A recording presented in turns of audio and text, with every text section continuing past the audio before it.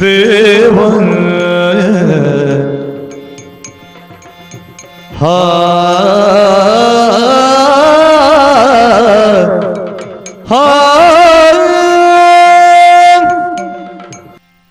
ನಿಟಿಲ ನೇತ್ರನ ದೇವಿ ಸುತನೇ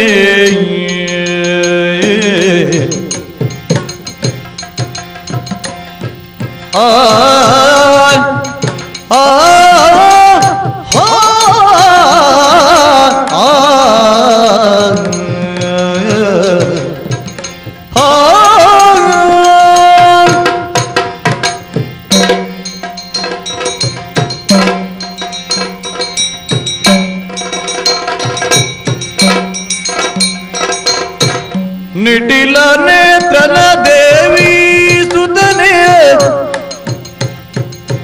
ನಾಗಭೂಷಣ ಪ್ರಿಯನೇ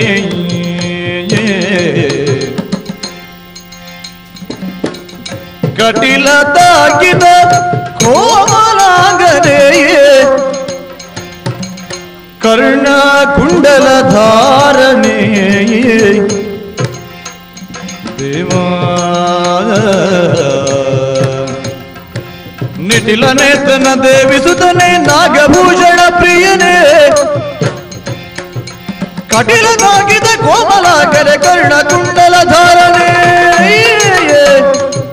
ಶರಣು ಸಿದ್ಧಿ ವಿನಾಯಕ ಶರಣು ಬುದ್ಧಿ ಪ್ರದಾಯಕ ಶರಣು ಪಾರ್ವತಿ ತನ್ನ ಜಗಯ ಮುಖ ಶರಣು ಮೂಷಿಕ ವಾಹನಾದ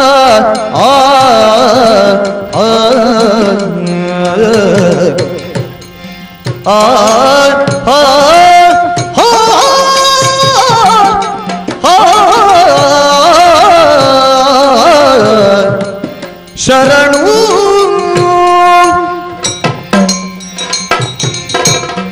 ಬಳಿಗಳಿದ್ದು ಭದ್ರಪೀಠದಿ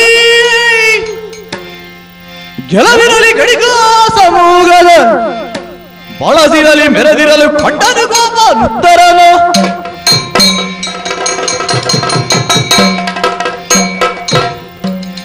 ಭೂಮಿಂಜಯ ನಾಮಕನಾದಂತ ನಾನೆಂದು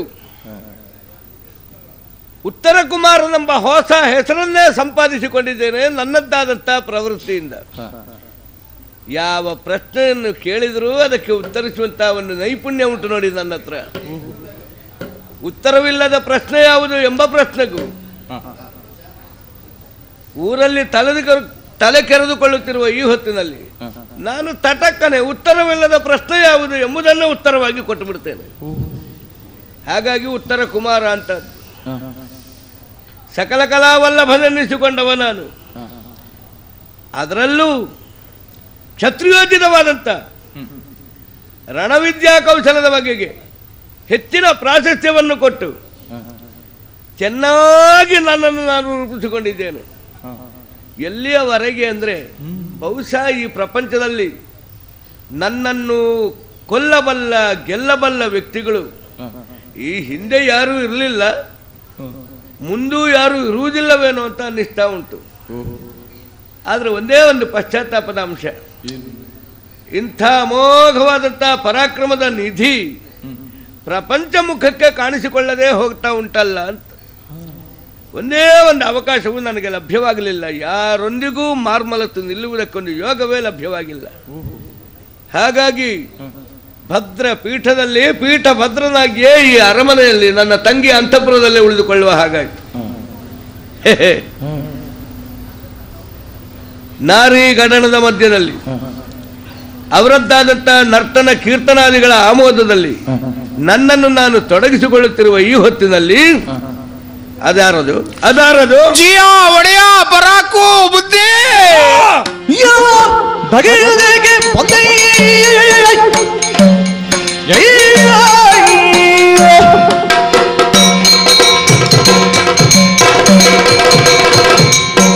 ಎಲ್ಲರಿಗೆ ಬಂದೆ ಮೂಗಿನ ಮೇಲೆ ಬಿಳುವಾಗಿ ತೋರುವುದಿದೇನು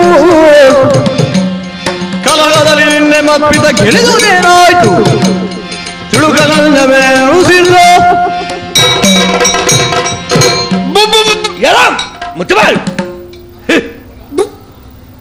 ಮೂಗಿನಿಂದ ಸಾಲದಮ್ಮಂತೆ ಬಾಯಿಂದ ತೇಕುತ್ತಾ ಇದ್ದೀಯಲ್ಲ ನೀನು. ಹೌದು ಬುದ್ಧಿ.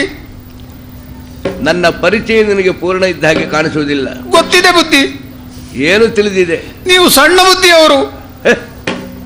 ನಿನ್ನ ದವಡೆ ಮೇಲೆ ಬಾರಿಸಬೇಕು. ಯಾಕೆ ಬುದ್ಧಿ? ಪ್ರಪಂಚವೇ ಒಪ್ಪಿಕೊಂಡ ಅತೀ ಬುದ್ಧಿವಂತ ನಾನಿರುತ್ತಾ ನನ್ನನ್ನು ಸಣ್ಣ ಬುದ್ಧಿಯವರು ಅಂತ ಹೇಳಲಿಕ್ಕೆ ನಿನಗೆ ಧೈರ್ಯ ಎಷ್ಟ? ನಿಮ್ಮ ಅಪ್ಪ ದೊಡ್ಡ ಬುದ್ಧಿಯವರು, ನೀವು ಸಣ್ಣ ಬುದ್ಧಿಯವರು. ಓಹೋ, ಹಾಗೆ ಹಾಗೆ ಹಾಗೆ. ನಿನ್ನ ಗ್ರಾಮ್ಯ ಶೈಲಿಯಲ್ಲಿ ಒಡೆಯನನ್ನು ಬುದ್ಧಿ ಅಂತ ಹೇಳುದು. ಹೌದು ಬುದ್ಧಿ. ನಾನಲ್ಲಿ ಬುದ್ಧಿ ಅಂತ ಹೇಳಿದೀವ ಅಂತ ಹೆದರಿಕೊಂಡು. ಅಲ್ಲಲ್ಲ. ಈಗ ಆ ಸಣ್ಣ ದೊಡ್ಡ ಪ್ರಯೋಗ ಬೇಡ, ಬರೇ ಬುದ್ಧಿಯವರು ಅಂತ ಮಾತ್ರ ಹೇಳು. ಆಯ್ತು ಬುದ್ಧಿ. ನೋಡಪ್ಪ, ನಿನ್ನೆ ದಿನ ನಮ್ಮ ಅಪ್ಪನಿಗೆ ಯಾರೊಂದಿಗೋ ಯುದ್ಧಾವಸರವಾಗಿ ಬಂದಿತ್ತಂತೆ. ಹೌದಂತೆ. ನಮ್ಮಪ್ಪ ವಿರಾಟರಾಯ ಒಂದು ದೊಡ್ಡ ತಪ್ಪು ಮಾಡಿದ. ಏನು? ಸಿಕ್ಕಿದ ಅವಕಾಶವನ್ನಾದ್ರೂ ನನಗೆ ಬಿಟ್ಟು ಕೊಟ್ಟದಿದ್ರೆ ಇಷ್ಟೊತ್ತಿಗೆ ಈ ಪ್ರಪಂಚದ ಪ್ರತಿಯೊಬ್ಬರ ಮನೆಯ ಗೋಡೆಯಲ್ಲೂ ನನ್ನ ಚಿತ್ರಪಟ ತೂಗು ಹಾಕಲ್ಪಡ್ತಿರ್ಲಿಲ್ವೇನೋ. ಹೌದು ಬುದ್ಧಿ. ಇನ್ನಿಲ್ಲದಂತಹ ಪರಾಕ್ರಮವಂತ ಎಂಬ ಹೆಸರು ನನ್ನದು ದಿಗಂತ ವ್ಯಾಪಕವಾಗಿ ನಿನ್ನೆ ಒಂದೇ ಒಂದು ಪ್ರಕರಣದಲ್ಲಿ ಸ್ಥಾಪಿತವಾಗಿ ಹೋಗುತ್ತಿತ್ತು. ಏನು ಮಾಡುವ, ನಮ್ಮ ಅಪ್ಪನಿಗೆ ಗಂಡು ಮಕ್ಕಳು ಅಂತ ಹೇಳಿದ್ರೆ ನಾನೊಬ್ಬನೇ ನೋಡು. ಸಾಕು ಬುದ್ಧಿ. ಅತಿಯಾದ ಮುದ್ದು. ಹೌದು. ಹಾಗಾಗಿ ತಾನೇ ಹೋದ. ಹೇಳ್ಬೇಕು ನೀನು ಹೊರಗಿನಿಂದ ಬಂದವ. ನಿನ್ನೆ ಯುದ್ಧದ ವರ್ತಮಾನ ಏನಾಗಿದೆ ಅಂತ ಹೇಳಿದ್ರ ಜೊತೆಯಲ್ಲಿ ಈ ರೀತಿ ನೀನು ತೇಕುತ್ತಾ ಇಲ್ಲಿಯ ತನಕ ಬರುವುದಕ್ಕೆ ಕಾರಣವೇನು ಎನ್ನುವುದನ್ನು ತಿಳಿಸಬೇಕು. ಇವತ್ತು ಪುನಃ ಹೊಸ ಯುದ್ಧ ಶುರುವಾಗಿದೆ ಬುದ್ಧಿ. ಏನಾದ್ರು ಜಿಯ ಬಂದಿದೆ ಕೌರವೇಶ್ವರನ ಸೈನ್ಯ. ಜಿಯ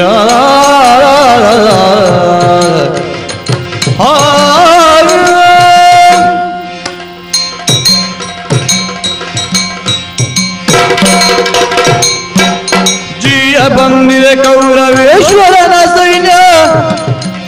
ಸಮುದಾಯವನ್ನು ಬಡಗು ದಿಕ್ಕಿನಲ್ಲಿ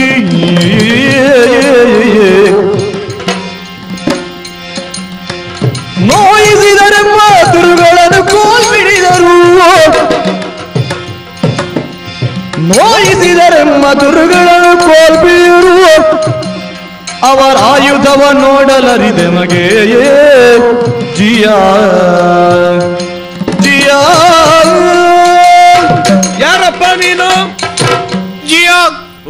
ನೀವೆಲ್ಲ ದೊಡ್ಡವರು ಕರೆಯುವ ಹಾಗೆ ನಾವು ದನಕಾಯೋ ನನ್ನ ಮಕ್ಕಳು. ದನಕಾಯುವರು? ಹೌದು. ನೀನು ಗೋಪಾಲಕನೇ? ಹೌದು ಬುದ್ಧಿ. ಗೋಪಾಲಕರು ಇರಬೇಕಾದ್ದು ಎಲ್ಲಾದ್ರೂ ಹಳ್ಳಿಗಾಡಿನ ಗುಡ್ಡದಲ್ಲಿ ಅಲ್ವೇನೋ? ಹೌದು ಬುದ್ಧಿ. ಅದನ್ನು ಬಿಟ್ಟು ಇಲ್ಲೇ ತನಕ ಬಂದಿದೆಯಲ್ಲ. ನಿನ್ನೆಯಂತೆ ಇಂದು ಕೂಡ ಬೆಳಗ್ಗೆ ಎದ್ದು ನಿತ್ಯ ಕರ್ಮ ಎಲ್ಲ ಮುಗಿಸಿ ಗುಡ್ಡೆಗೆ ಹೋದೆ ಬುದ್ಧಿ. ಎಂದಿನಂತೆ ಇಂದು ಕೂಡ ಬೆಳಗಾತ ಎದ್ದು ಗುಡ್ಡೆಗೆ ಹೋದೆ ಅಂತ ಹೇಳಲಿಕ್ಕೋಸ್ಕರ ನೀ ಇಲ್ಲಿ ತನಕ ಬಂದದ್ದ? ಯಾರಿಗೂ ಗೊತ್ತಿಲ್ವಾ ನಿತ್ಯ ವಿಧಿಯ ಕತೆ? ಅದೇ ನಿತ್ಯ ವಿಧಿಯ ಗುಡ್ಡೆಗೆ ಹೋದಲ್ಲ, ಮತ್ತೆ ನನ್ನ ನೈಮಿತ್ತಿಕ ಕೆಲಸ ಇದೆಯಲ್ಲ ಬುದ್ಧಿ. ದನಗಳನ್ನ ಕಾಯಿಕೊಂಡು ಗುಡ್ಡೆಗೆ ಹೋದೆ ಬುದ್ಧಿ. ಹಾಗಾದ್ರೆ ಒಂದು ತಿದ್ದುಪಡಿ ಮಾಡಬೇಕು. ಹೇಗೆ? ಎಂದಿನಂತೆ ಇಂದು ಕೂಡ ಬೆಳಗಾತ ಎದ್ದು ದನಗಳನ್ನ ಅಟ್ಟಿಕೊಂಡು ಗುಡ್ಡಕ್ಕೆ ಹೋದೆ. ಹೌದು. ತುರುಕರುಗಳನ್ನು ಎಬ್ಬಿಕೊಂಡು ಹೋದೆ ಬುದ್ಧಿ. ತುರು ಮತ್ತೆ ಕರುಗಳು. ಹೌದು. ಅವುಗಳನ್ನೆಲ್ಲ ಎಬ್ಬಿಕೊಂಡು ಯಾವ ಕಡೆ ಹೋಗಿದ್ದೆ? ನಾನು ಇವತ್ತು ಉತ್ತರ ಕಡೆಗೆ ಹೋದ್ದು ಬುದ್ಧಿ. ನಿಮ್ಮ ಹೆಸರಿನ ಕಡೆಗೆ. ಯಜಮಾನನ ಹೆಸರು ಹೇಳಬಾರ್ದು ಹೇಳು, ನೆನಪಾಗುದು ನಿನಗೆ ಉತ್ತರ ಅಂತ ಹೇಳಿದ ಮೇಲೆ ಅಲ್ವೇ? ಅಲ್ಲ, ಅದು ತಪ್ಪಾಯ್ತು ಬುದ್ಧಿ, ತಪ್ಪಾಯ್ತು. ಉತ್ತರ ದಿಕ್ಕ. ನಿನ್ನೆ ದಿನ ದಕ್ಷಿಣದ ಕಡೆಯಿಂದ ಬಂದು ಅವರೆಲ್ಲ ಅಡಿಗೆ ಭಟ್ರ ಹತ್ರ ಪೆಟ್ಟು ತಿಂದು ಹೋದವರು ಇವತ್ತು ಪುನಃ ಬಂದಿದ್ದಾರೆ ಬುದ್ಧಿ. ಓಹೋ, ನಿನ್ನೆ ಯುದ್ಧದಲ್ಲಿ ಕೊನೆಗೂ ನಮ್ಮ ಅಪ್ಪ ಅಲ್ಲ ಅಡಿಗೆ ಭಟ್ರು ಹೋಗ್ಬೇಕಾಯ್ತು. ಅಡಿಗೆ ಭಟ್ರು ಒಣ ಸೌದೆಯಲ್ಲಿ ಬಡದು ಅಟ್ಟಿದ್ದು ಬುದ್ಧಿ ಅವರನ್ನೆಲ್ಲ. ಒಳ್ಳೆಯದು. ಇವತ್ತು ಅವರೇ ಪುನಃ ಉತ್ತರದ ಕಡೆಯಿಂದ ಬಂದರು. ಅವರೇ ಇವತ್ತು ಉತ್ತರ ಕಡೆಯಿಂದ. ಅದೇ ಕೌರವನ ಸೇನೆ ಬುದ್ಧಿ ಬಂದದ್ದು. ಕೌರವನ ಸೇನೆ? ಹೌದು. ತುರುಕರುಗಳನ್ನು ಎಳೆದೊಯ್ಯುವುದಕ್ಕೆ ಕೌರವನು ಸೇನಾ ಸಮೇತನಾಗಿ ಬಂದವನೇ. ಎಂತ ಸೇನೆ ಬುದ್ಧಿ! ಎಂತ ಸೇನೆ! ಅದರಲ್ಲಿ ಆನೆಗಳಲ್ಲವು, ಮತ್ತೆ ಹಸ್ತಿಗಳು. ಸೊಂಡಿಲಿಗೆ ಕೈ ಎಂಬ ಅರ್ಥದಿಂದಲೇ ಹಸ್ತ ಅಂತ ಹೆಸರಿಸಿದಾಗ ಅದನ್ನು ಹೊಂದಿರುವುದರಿಂದಲೇ ಆನೆಗೆ ಹಸ್ತಿ ಅಂತ ಹೇಳುವುದು. ಆನೆಯೇ ಹಸ್ತಿ. ಆನೆ ನಮ್ಮಲ್ಲಿ ಕಟ್ಟಿ ಹಾಕಿದ್ದು, ಇದು ಯುದ್ಧಕ್ಕೆ ಬಂದದ್ದು. ಮತ್ತೆ ಸರಿ, ಅಲ್ಲಿ ಕುದುರೆಗಳಿಲ್ಲ, ಅಶ್ವಗಳೇ ಬಂದದ್ದು. ಮತ್ತೆ ಕುದುರೆಗಳನ್ನು ಎಲ್ಲಿ ನೋಡಿದ್ಯಾ ನೀನು? ನಮ್ಮ ಲಾಯದಲ್ಲಿ. ಸರಿ, ಮುಂದುವರಿಸು. ಆಮೇಲೆ ರಥಗಳು, ಪದಾತಿಗಳು, ಎಂತೆಂತ ಸೇನೆ ಎಲ್ಲ ಬಂದಿದೆ ಬುದ್ಧಿ. ಹಾಗಾದ್ರೆ ಚತುರಂಗದ ಸೇನೆ ಬಂದಿದೆ. ಹೌದು ಬುದ್ಧಿ. ಅಷ್ಟು ದೊಡ್ಡ ಸೇನೆ ಬಂದಿತ್ತು. ಮಾಡಿದ್ದು ಸಣ್ಣ ಕೆಲಸ. ಏನು ಕೆಲಸ? ನಮ್ಮ ತುರುಕರುಗಳನ್ನು ಕದ್ದುಕೊಳ್ಳಿಕ್ಕೆ ಶುರು ಮಾಡಿದ್ರು ಬುದ್ಧಿ. ಕಟ್ಟಿಕೊಂಡು ಹೇಳ್ಕೊಂಡು ಹೋಗುದು. ಕಟ್ಟಿಕೊಂಡು ಹೇಳ್ಕೊಂಡು ಹೋದ್ರು. ಏ ಬಡಪಾಯಿ, ಓಹ್, ದನಗಳು ಹುಲ್ಲು ತಿಂತಾವೆ, ಹೌದು, ನೀನು ಅವುಗಳೊಟ್ಟಿಗೆ ಸೇರಿ ಹುಲ್ಲ ತಿನ್ಲಿಕ್ಕೆ ಶುರು ಮಾಡಿ. ಇಲ್ಲ ಬುದ್ಧಿ, ಒಂದು ವಾಕ್ಯ ನಿನ್ನ ನಾಲಿಗೆಯಿಂದ ಒದರಿ ಬೀಳ್ಲಿಕ್ಕೆ ಏನಾಗುತ್ತಿತ್ತು? ನಾನು ಹೇಳಿದೆ ಬುದ್ಧಿ, ನಾವೆಲ್ಲ ನಮ್ಮ ಸಣ್ಣ ಯಜಮಾನರ ಜನಗಳು ದೊಡ್ಡ ಜನಗಳು ಅಂತೇಳಿ ಹೇಳಿದೆ ಬುದ್ಧಿ. ಏಯ್ ನಡೀತೀಯೋ ಇಲ್ಲೋ ಅಂತ ಜೋರು ಮಾಡಿದ್ರೆ ಬುದ್ಧಿ. ಒಂದು ಕೈ ಎತ್ತಿ ಎರಡು ಕಾಲು ಮುಂದೆಟ್ಟೆ ಬುದ್ಧಿ.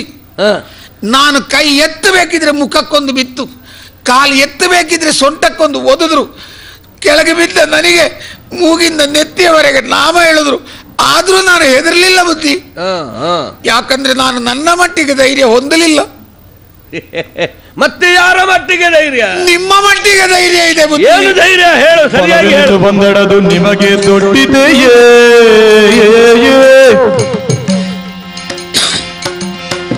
ಬಲವೆನಿದು ಬಂದಡದು ನಿಮಗೆ ದೊಡ್ಡಿದೆ.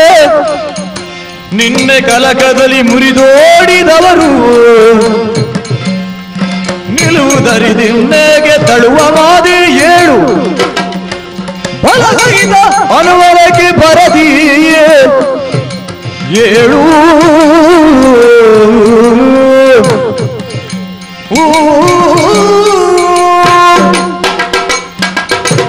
ನಾನು ಎಷ್ಟೇ ಪೆಟ್ಟು ತಿನ್ಲಿ ಅದು ದೊಡ್ಡದಲ್ಲ ಬುದ್ಧಿ. ಯಾಕಲ್ಲ? ಅದಕ್ಕೆ ಬಡ್ಡಿ ಸೇರಿಸಿ ಕೊಡುವವರು ನಮ್ಮಲ್ಲಿಲ್ವ? ನಿಮ್ಮಂತಹ ಮಹಾವಿಕ್ರಮಿಗಳಿರುವಾಗ ನನಗೆ ಬಿದ್ದ ನೋವನ್ನು ಕೂಡ ಮರೆತು ಇಲ್ಲಿಗೆ ಓಡಿ ಬಂದಿದ್ದೇನೆ. ಬಲ ಬಡಪಾಯಿ, ನೋಡಿದ್ಯಾ ಆಚೀಚೆ ಎಷ್ಟು ಹೆಂಗಸರು ಕೂಡ ಇವರೆಲ್ಲ ನನ್ನನ್ನು ಬೆಂಗಡೆಯಿಂದ ಅಣಕಿಸುತ್ತಾ ಇದ್ದವರು. ಏನು ಅಂತ?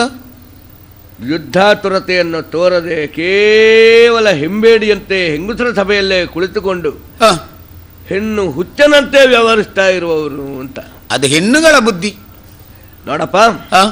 ನಿನ್ನಂತ ಬಡಪಾಯಿಯ ಬಾಯಿಂದಲೇ ಅವರೆಲ್ಲ ಅರ್ಥ ಮಾಡಿಕೊಳ್ಬೇಕು ನಾನೆಂಥವನು ಅಂತ. ಮಹಾವಿಕ್ರಮಿ ನೀವು. ಊರ ಹೊರವಲಯದಲ್ಲಿ ನನ್ನ ಕುರಿತಾಗಿ ನೀನು ಸರಿಯಾಗಿ ಕೇಳಿದ್ದಿ ಅಂತಾಯ್ತು. ಹೌದು ಬುದ್ಧಿ. ಹೇಳಪ್ಪ ನನ್ನ ಪರಾಕ್ರಮದ ಬಗ್ಗೆ. ನೀವು ಮನಸ್ಸು ಮಾಡಿದ್ರೆ ಒಂದು ಬಾಣ ಬಿಟ್ರೆ ಅಲ್ಲಿದ್ದ ತಲೆ ಎಲ್ಲ ತರ ತರ ತರ ತರ ತರ ನೆಲದಲ್ಲಿ ಉರುಳಬೇಕು ಬುದ್ಧಿ. ದೊಡ್ಡ ಸೇನೆ ಅಂತ ಹೇಳಿದ್ದಿ ನೀನು. ಹೌದು. ಎಷ್ಟು ದೊಡ್ಡ ಸೇನೆ ಆದ್ರೂ ನಿಮಗೆ ದೊಡ್ಡಿದೆ ಬುದ್ಧಿ. ಫಲ ಫಲ ಫಲ. ಆದ್ರೆ ಒಂದು ಏನು, ನಮ್ಮವರಿಗೂ ಗೊತ್ತಿಲ್ಲ, ನಿಮಗೂ ಗೊತ್ತಿಲ್ವೋ ಅಂತ ನೀವಿಷ್ಟು ವಿಕ್ರಮಿ ಅಂತ. ನನಗೆ ಗೊತ್ತುಂಟು. ಮತ್ತೆ ಯಾಕೆ ಸುಮ್ಮನೆ ಗೊತ್ತಿದ್ದೀರಿ ಬುದ್ಧಿ? ನೀವೇ ಎದ್ದು ಯುದ್ಧಕ್ಕೆ ಹೊರಟ್ರೆ ನಿಮ್ಮ ಹಿಂದಿಂದ ನಾನೂ ಬರ್ತೇನೆ ಬುದ್ಧಿ. ಅಡುಗೆ ಭಟ್ರಲ್ಲ, ನೀವೇ ಬರಬೇಕು. ಹೋಗಿ ನಮ್ಮ ದನಗಳನ್ನು ಬಿಡಿಸಿಕೊಂಡು ಬರಬೇಕು. ಹೌದು.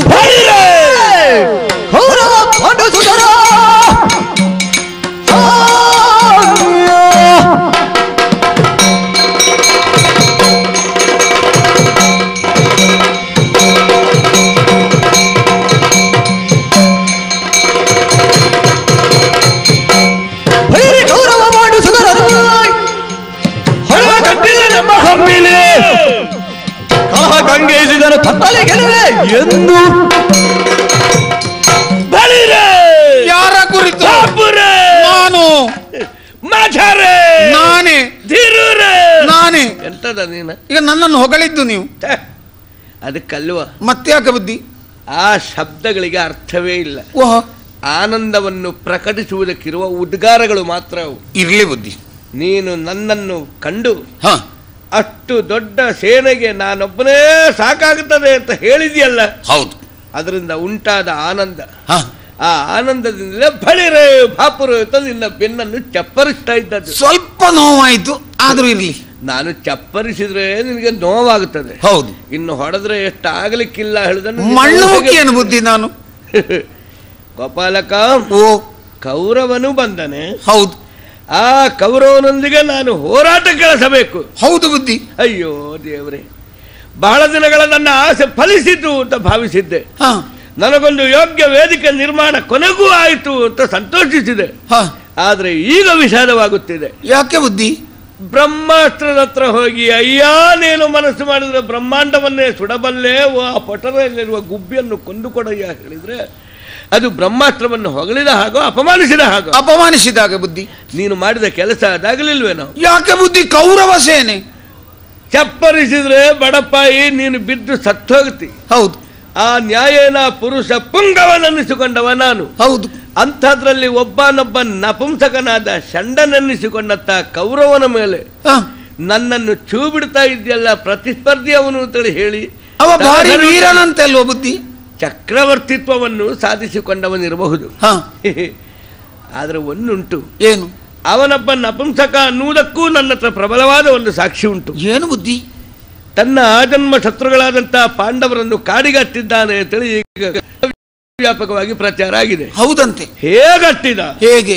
ಕ್ಷತ್ರಿಯೋಚಿತವಾದಂತಹ ರಣಕಣದಲ್ಲಿ ಬನ್ನಿ ಪಾಂಡವರೇ, ಒಂದೋ ನೀವು ಒಂದೋ ನಾನು, ಇತ್ಯರ್ಥ ಮಾಡೋಣ ಅಂತೇಳಿ ಮುಷ್ಟಿಗೆ ಮುಷ್ಟಿ, ಪೆಟ್ಟಿಗೆ ಪೆಟ್ಟು, ಕೇಸ ಕೇಸಿ, ಹಣ ಹಾಣಿ, ಜಟಾಪಟಿ, ಹೊಯ್ ಕೈ, ಮಾರ ಮಾರಿ ಏನಾದ್ರೂ ಮಾಡಿದ್ನ? ಇಲ್ಲೋ. ದ್ಯೂತ ಪ್ರಸಂಗವನ್ನು ಕೈಗೆತ್ತಿಕೊಂಡು ಅದೂ ಮೋಸದ ದ್ಯೂತದಲ್ಲಿ ಪಾಂಡವರ ಸಮಸ್ತವನ್ನು ಅಪಹರಿಸಿ ಅವರನ್ನು ನಿರ್ಗತಿಕರನ್ನಾಗಿಸಿ ಕಾಡಿಗೆ ಹತ್ತಿದ್ದಾನೆ.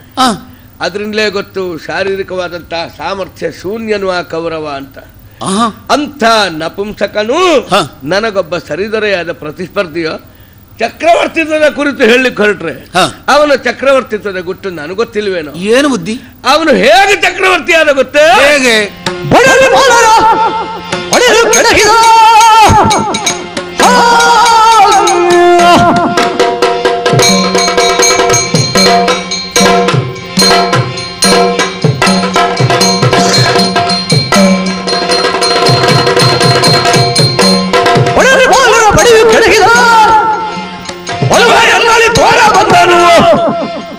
ಕಡೆಯ ಮಾತೆ ನಿನ್ನು ಕೆಟ್ಟನು ಪಡೆಯುವ ಸಹಿತ. ಗೋಪಾಲಕ ದೊರೆ, ಒಬ್ಬನೊಬ್ಬ ಷಂಡನು ಚಕ್ರವರ್ತಿಯಾಗಬಲ್ಲ ಎನ್ನುವುದಕ್ಕೆ ವರ್ತಮಾನ ಕಾಲದ ಕೌರವನೇ ಸಾಕ್ಷಿ. ಹೌದೇ ಹೌದು. ಹೇಗೆ ಬುದ್ಧಿ? ಈಗಾಗಲೇ ಹೇಳಿದನಲ್ಲ ಅವನ ನಪುಂಸಕತೆಯ ಕುರಿತಾದ ವಿವರ. ಹೌದು. ಅಂಥವನು ಚಕ್ರವರ್ತಿ ಎಂಬ ಮನ್ನಣೆಯನ್ನು ಪಡೆಯುವುದಕ್ಕೆ ಕಾರಣ ಏನು? ಹೇಗೆ? ಪಾಂಡವರನ್ನು ಕಾಡಿಗೆ ಹತ್ತಿದ ಬಳಿಕ ಒಂದು ದಂಡಯಾತ್ರೆಯನ್ನು ದಿಗ್ವಿಜಯ ಎಂಬ ಹೆಸರಿನಿಂದ ಕೈಗೆತ್ತಿಕೊಂಡನಾಗಿ ಸುದ್ದಿ. ಹೌದಂತೆ. ದಿಗ್ವಿಜಯ ಅಂದ ಬಳಿಕ ಎಲ್ಲಾ ದಿಕ್ಕಿಗೂ ಸಾಗಬೇಡವೇ ಅವನ ದಂಡಯಾತ್ರೆ? ಹೌದು. ಇಲ್ಲ, ಸಾಗಲಿಲ್ಲ. ಸಾಗಿದ್ದೆ ಹೌದಾಗಿದ್ರೆ ನಮ್ಮಲ್ಲಿಗೂ ಈ ಹಿಂದೆ ಅವನ ಸೇನೆ ಬರಬೇಕಿತ್ತಲ್ಲ. ನಮ್ಮ ಕಡೆ ಅವನ ನೆರಳು ಬೀಳಲಿಲ್ಲ. ಯಾಕೆ ಬರಲಿಲ್ಲ? ಯಾಕೆ? ಇಲ್ಲಿ ನನ್ನ ಮಾವ ಕೀಚಕನಿರುವುದು ಜಗತ್ತಿಗೆ ತಿಳಿದಿದೆ. ಹೌದು. ಹಾಗಾದ್ರೆ ಬಲಾಢ್ಯರಿದ್ದಲ್ಲಿಗೆ ಅವನ ದಂಡಯಾತ್ರೆ ಸಾಗಿದ್ದಲ್ಲ. ಎಲ್ಲಿ ಬಡ ನೃಪಾಲರಿದ್ದಾರೆ ಎನ್ನುವುದನ್ನು ಮೊದಲೇ ಗೊತ್ತುಪಡಿಸಿಕೊಂಡು ಸಾಗಿಸಿದ ಯಾತ್ರೆ ಅವನದ್ದು. ಹೇಳಿ ಕೇಳಿ ಬಡ ನೃಪಾಲರು. ಹೌದು. ಸಾಗರೋಪವಾದಂತಹ ದೊಡ್ಡ ಸೇನಾ ಜಾಲದೊಂದಿಗೆ ಕೌರವನ ದಾಳಿ ಆದದ್ದೇ ತಡ. ಅವರು ನೋಡಿಯೇ ಸೋತ್ರು. ಯುದ್ಧದ ವ್ಯವಹಾರದಲ್ಲಿ ಒಬ್ಬ ಸೋತ ಅಂದ್ರೆ ಅದರ ಅರ್ಥ ಮತ್ತೊಬ್ಬ ಗೆದ್ದ ಅಂತಲೇ ಅಲ್ವೇನೋ? ಒಬ್ಬ ಗೆದ್ದ ಅಂದ್ರೆ ಅದರ ಅರ್ಥ ಮತ್ತೊಬ್ಬ ಸೋತ ಅಂತಲೇ. ನಿಜ. ಬಡಪಾಯಿ ಬಡ ನೃಪಾಲರು ಸೋತವರಾದದ್ರಿಂದ ಕೌರವ ಗೆದ್ದವ ಅಂತಾದದ್ದು. ಸೋತ ತಪ್ಪಿಗೆ ಪ್ರಾಯಶ್ಚಿತ್ತವಾಗಿ ಕಪ್ಪ ಕಾಣಿಕೆಗಳನ್ನು ಕೊಟ್ಟು ಸಾಮಂತ ಮನ್ನೆಯರ ಸಾಲಿಗೆ ಆ ಬಡ ನೃಪಾಯಿಗಳು ನೃಪರು ಸೇರ್ಪಡೆಗೊಂಡ್ರು. ಸರಿ. ಇಂಥ ಬಡ ನೃಪಾಲ ವರ್ಗದ ಸಾಮಂತರನ್ನು ಹೊಂದಿ ಅವರಿಂದ ಚಕ್ರವರ್ತಿ ಇದ್ದ ಆದವ. ಇಂಥ ಕೌರವನೂ ನನಗೊಬ್ಬ ಪ್ರತಿಸ್ಪರ್ಧಿಯೇ. ಬಿಡ, ನನ್ನ ಯುದ್ಧ ವೈಖರಿಯನ್ನು ವೈಭವೀಕರಿಸುವುದಕ್ಕೆ ಒಬ್ಬ ಪಟುಬಟ ಬೇಕಿತ್ತು. ಅವರಲ್ಲಿ ತುಂಬಾ ಜನ ಇದ್ದಾರೆ. ಯಾರಿದ್ದಾರೆ ಅಲ್ಲಿ?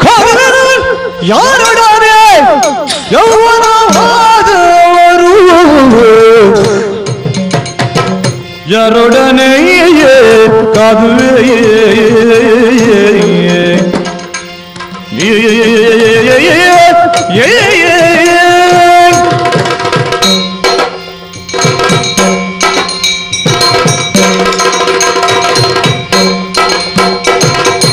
ಕಾದುವೆನು ಯಾರೊಡನೆ ಯೌವನವಾದವರು ಕುಲವಿಲ್ಲದವದಿರು ಭೂದಿ ವಿಜರಲ್ಲದೆ ಪರಾಕ್ರಮಿಯಾದ ಭಟರ ಭೂದಿ ವಿಜರಲ್ಲದೆ ಪರಾಕ್ರಮಿಯಾದ ಭಟರ ಕಾದುವೆನು ಯಾರೊಡನೆ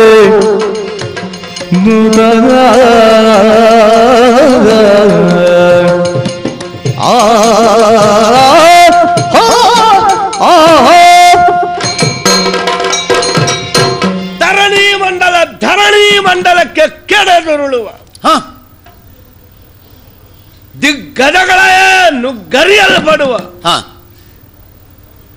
ಬ್ರಹ್ಮಾಂಡ ಭಾಂಡ ಬಿರಿಯುವ ಹ ಸಪ್ತ ಸಾಗರದ ನೀರು ಕೊತ ಕೊತ ಕೊತ ಕೊನನೆ ಕುದಿದು ಉಕ್ಕೇರಿ ಬತ್ತಿ ಬಯಲಾಗುವ ಹ ರಣ ವೈಭವನ್ನೇ ನಮ್ಮ ನೆಲದಲ್ಲಿ ಸಾಕ್ಷಾತ್ಕರಿಸಬಹುದಿತ್ತು. ನೀವೇ ಒಬ್ಬ ಸಮದಂಡಿ ದೊರಕಿದ್ದಾರೆ. ಅಲ್ಲಿ ತುಂಬಾ ವೀರರಿದ್ದಾರೆ ಬಿಡ ಹೇಳು. ದಂಡಿಗಳ ಹೋರಾಟ ನೋಟಗರಿಗದೊಂದು ಸರಸದ ನೋಟ. ಯಾವನಿದ್ದಾನೋ ಅಂಥ ಪಟುಭಟ? ಮಹಾವಿಕ್ರಮಿ ಭೀಷ್ಮಾಚಾರ್ಯರು. ಅಯ್ಯೋ, ಹಾರುವ ಎತ್ತಿನ ಹಣೆಗೆ ಹೊಡೆದ ಹಾಗಾಯಿತು ನಿನ್ನ ಈ ಮಾತು. ಉತ್ಸಾಹದಿಂದ ಪುಟಿದೇಳುತ್ತಿದ್ದ ನನ್ನನ್ನು ಒಮ್ಮಿದ್ದೊಮ್ಮಿನಿಗೆ ನಿರುತ್ತೇಜಿತನನ್ನಾಗಿಸಿಬಿಟ್ಟೆ.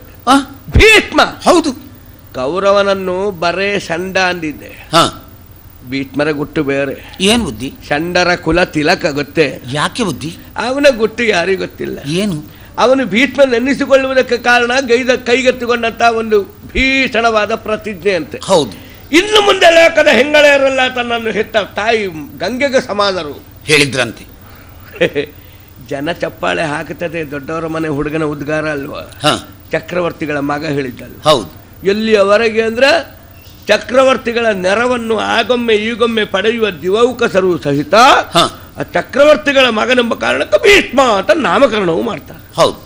ಅಸಲು ಗೊತ್ತು, ನನಗೆ ಗೊತ್ತು. ಏನು ಬುದ್ಧಿ? ಒಂದಿಷ್ಟು ಬುದ್ಧಿಯ ಸಂತಾನ ಇಲ್ಲ ಈ ಪ್ರಾಪಂಚಿಕರಿಗೆ. ನನಗರ್ಥ ಆದೀತು. ಸ್ವಲ್ಪ ಆದ್ರೂ ವಿಮರ್ಶೆ ಮಾಡಬೇಕು, ಅಧ್ಯಯನ ಮಾಡಬೇಕು. ಹೇಗೆ ಬುದ್ಧಿ? ಗುಟ್ಟು ಬೇರೆ. ಇನ್ನು ಮುಂದೆ ಲೋಕದ ಹೆಂಗಳೆಯರು ಹೆತ್ತಬ್ಬೆಗೆ ಸಮಾನ. ಹಾಗಾದ್ರೆ ಈತ ಪೂರ್ವಂ ಕಿಂ, ಇದರ ಮೊದಲೇ ಏನು?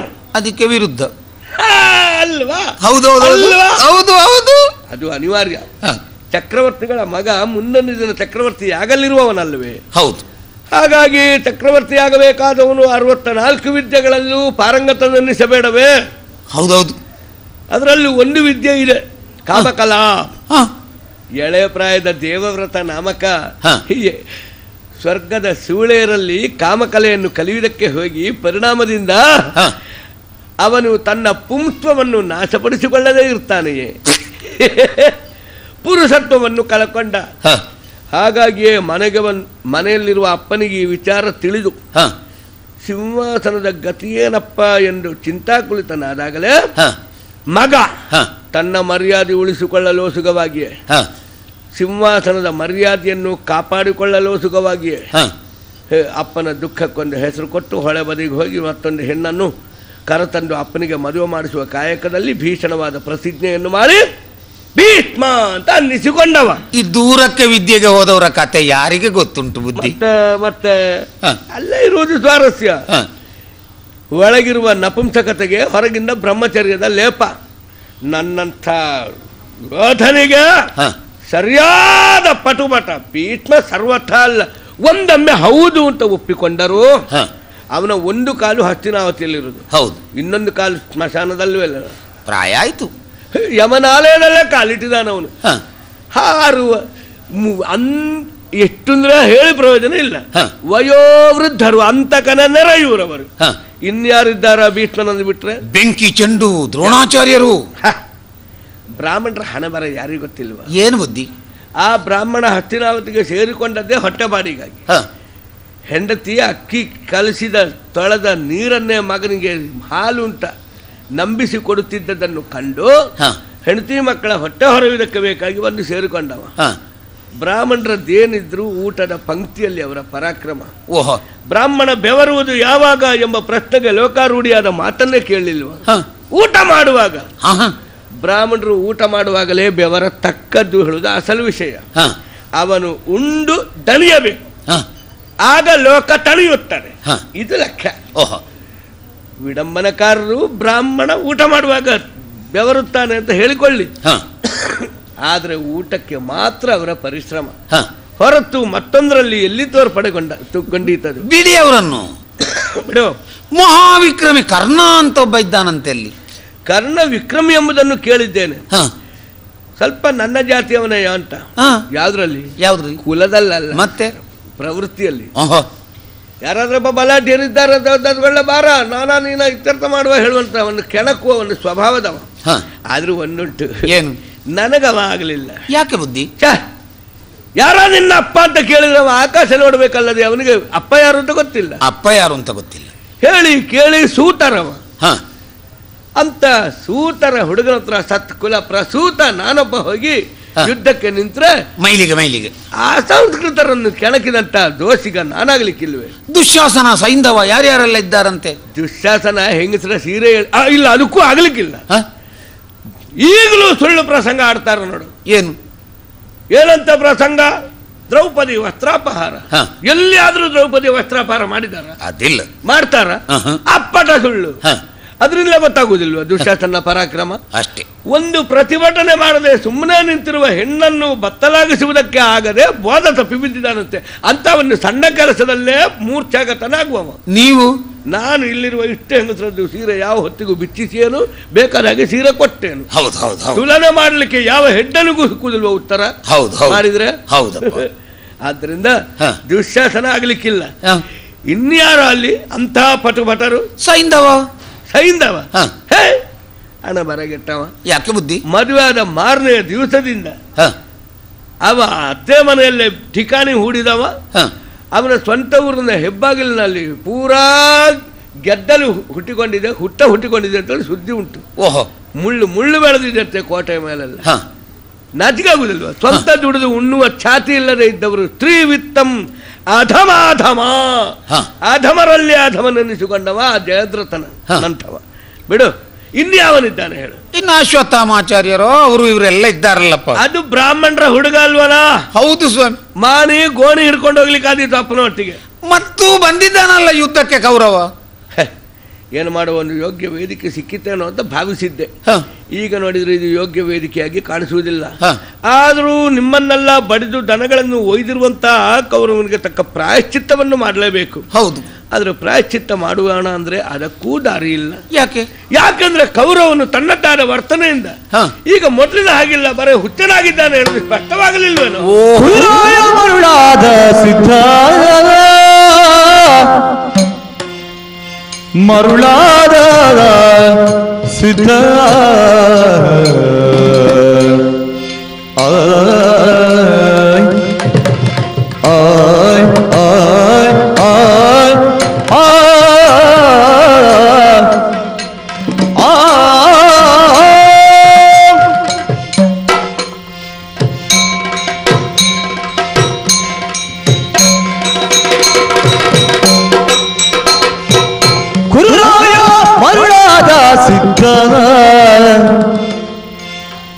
ತನ್ನ ಶಿರವ ಎನ್ನ ಅಂಬಿಗೆ ಮಾರಿದ ಬದ್ಧ, ಇದು ಸಿದ್ಧ ಮಾರಿದ ಬದ್ಧ.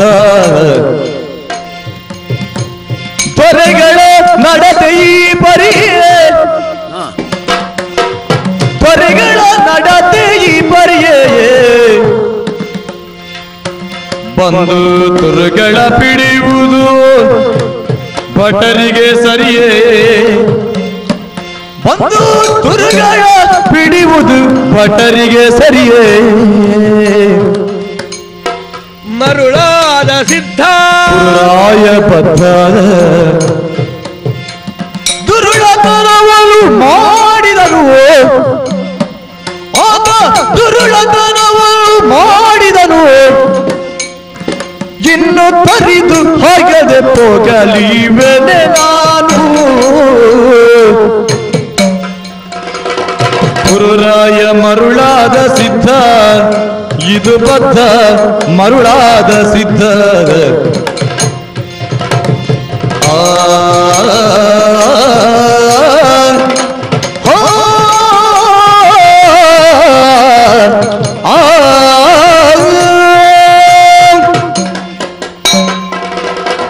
ಗುರುರಾಯ ಮರುಳಾದ ಸಿದ್ಧ.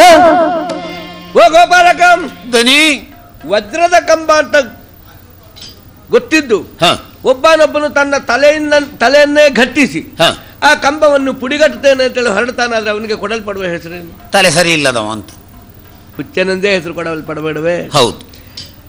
ಬಿಟ್ಟ ಬಾಣ ಲಕ್ಷ್ಯವನ್ನು ಭೇದಿಸಿ ಒಂದು ಬತ್ತಳಿಕೆಯನ್ನು ಸೇರಿಕೊಳ್ಳುತ್ತಿತ್ತಂತೆ ಹಿಂದೊಂದು ಕಾಲದಲ್ಲಿ, ತ್ರೇತಾಯುಗದ ರಾಮನಲ್ಲಿ. ವರ್ತಮಾನ ಕಾಲದಲ್ಲಿ ಅಂಥ ಬಾಣಗಳಿದ್ದಾವೆ. ನನ್ನನ್ನು ಬಿಟ್ಟರೆ ಬೇರೆ ಯಾರಲ್ಲಿ? ನಿಮ್ಮ ಹತ್ರ ಉಂಟ ಬುದ್ಧಿ? ಪ್ರಪಂಚಕ್ಕೆ ಗೊತ್ತಿಲ್ಲ ಅದು. ಎಷ್ಟು ಬಾರಿ ನಾನು ರಾಜಾಂಗಣದಲ್ಲಿ ನಿಂತು ಮೇಲ್ಮುಖವಾಗಿ ಬಿಟ್ಟ ಬಾಣಗಳನ್ನೆಲ್ಲ ಮತ್ತೆ ನನ್ನ ಬತ್ತಳಿಕೆಗೆ ಬಂದು ಸೇರಿಕೊಳ್ಳುವ ಹಾಗೆ ಮಾಡಿದವನು ಗೊತ್ತೇ. ಅದು ಹೇಗೆ ಬುದ್ಧಿ? ಆ ಬಾಣ ಕೆಳಕ್ಕೆ ಬರುವಾಗ ಅದರ ಕೆಳಗಡೆ ಓಡಬೇಕು ಆಚೆಗೆ. ಹೀಗೆ ಬಾಣಗಳೆಲ್ಲ ಬತ್ತಳಿಕೆಯನ್ನೇ ಪುನಃ ಸೇರಿಕೊಳ್ಳುವ ಹಾಗೆ ಮಾಡಿಕೊಳ್ಳುವುದರ ಮೂಲಕ ಅಭಿನವ ರಾಮಚಂದ್ರ ಅಂತ ಅನ್ನಿಸಿಕೊಂಡಿದ್ದೇನೆ. ಓಹೋ, ವರ್ತಮಾನ ಕಾಲದ ರಾಮ.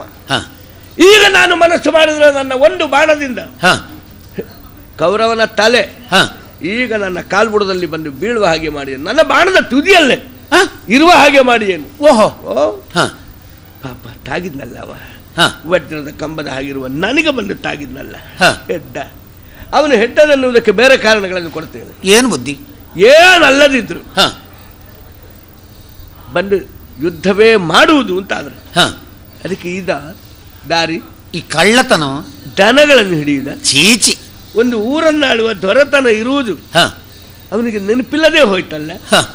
ರೂಢಿಯಲ್ಲಿ ಭಟರು ಅಂತ ಅನ್ನಿಸಿಕೊಂಡವನೇ ಹೌದಾದ್ರು ಆ ಕಾರಣಕ್ಕಾದ್ರೂ ಮರ್ಯಾದೆಯ ವ್ಯಾಪ್ತಿಯನ್ನು ತಿಳಿದುಕೊಳ್ಳದೆ ಹೋದ್ನಲ್ಲ. ಹೌದು, ಒಂದು ದನಗಳನ್ನು ಹಿಡಿತಾನೆ ನಿಮ್ಮಂತ ಬಡಪಾಯಿಗಳಿಗೆ ಹೊಡೆದು. ಹೌದು ಅಲ್ಲ, ಗೋವು ಸಂಪತ್ತು, ಆ ಸಂಪತ್ತಿನ ಮೇಲಿನ ಲೋಭದಿಂದ ಬಂದ ಅನ್ನೋಣವೇ. ಅದಕ್ಕಾಗಿ ಆದ್ರೂ ಒಂದು ಓಲೆ ಬರೆದಿದ್ರೆ ಸಾಕಿತ್ತು. ಹೌದಪ್ಪ.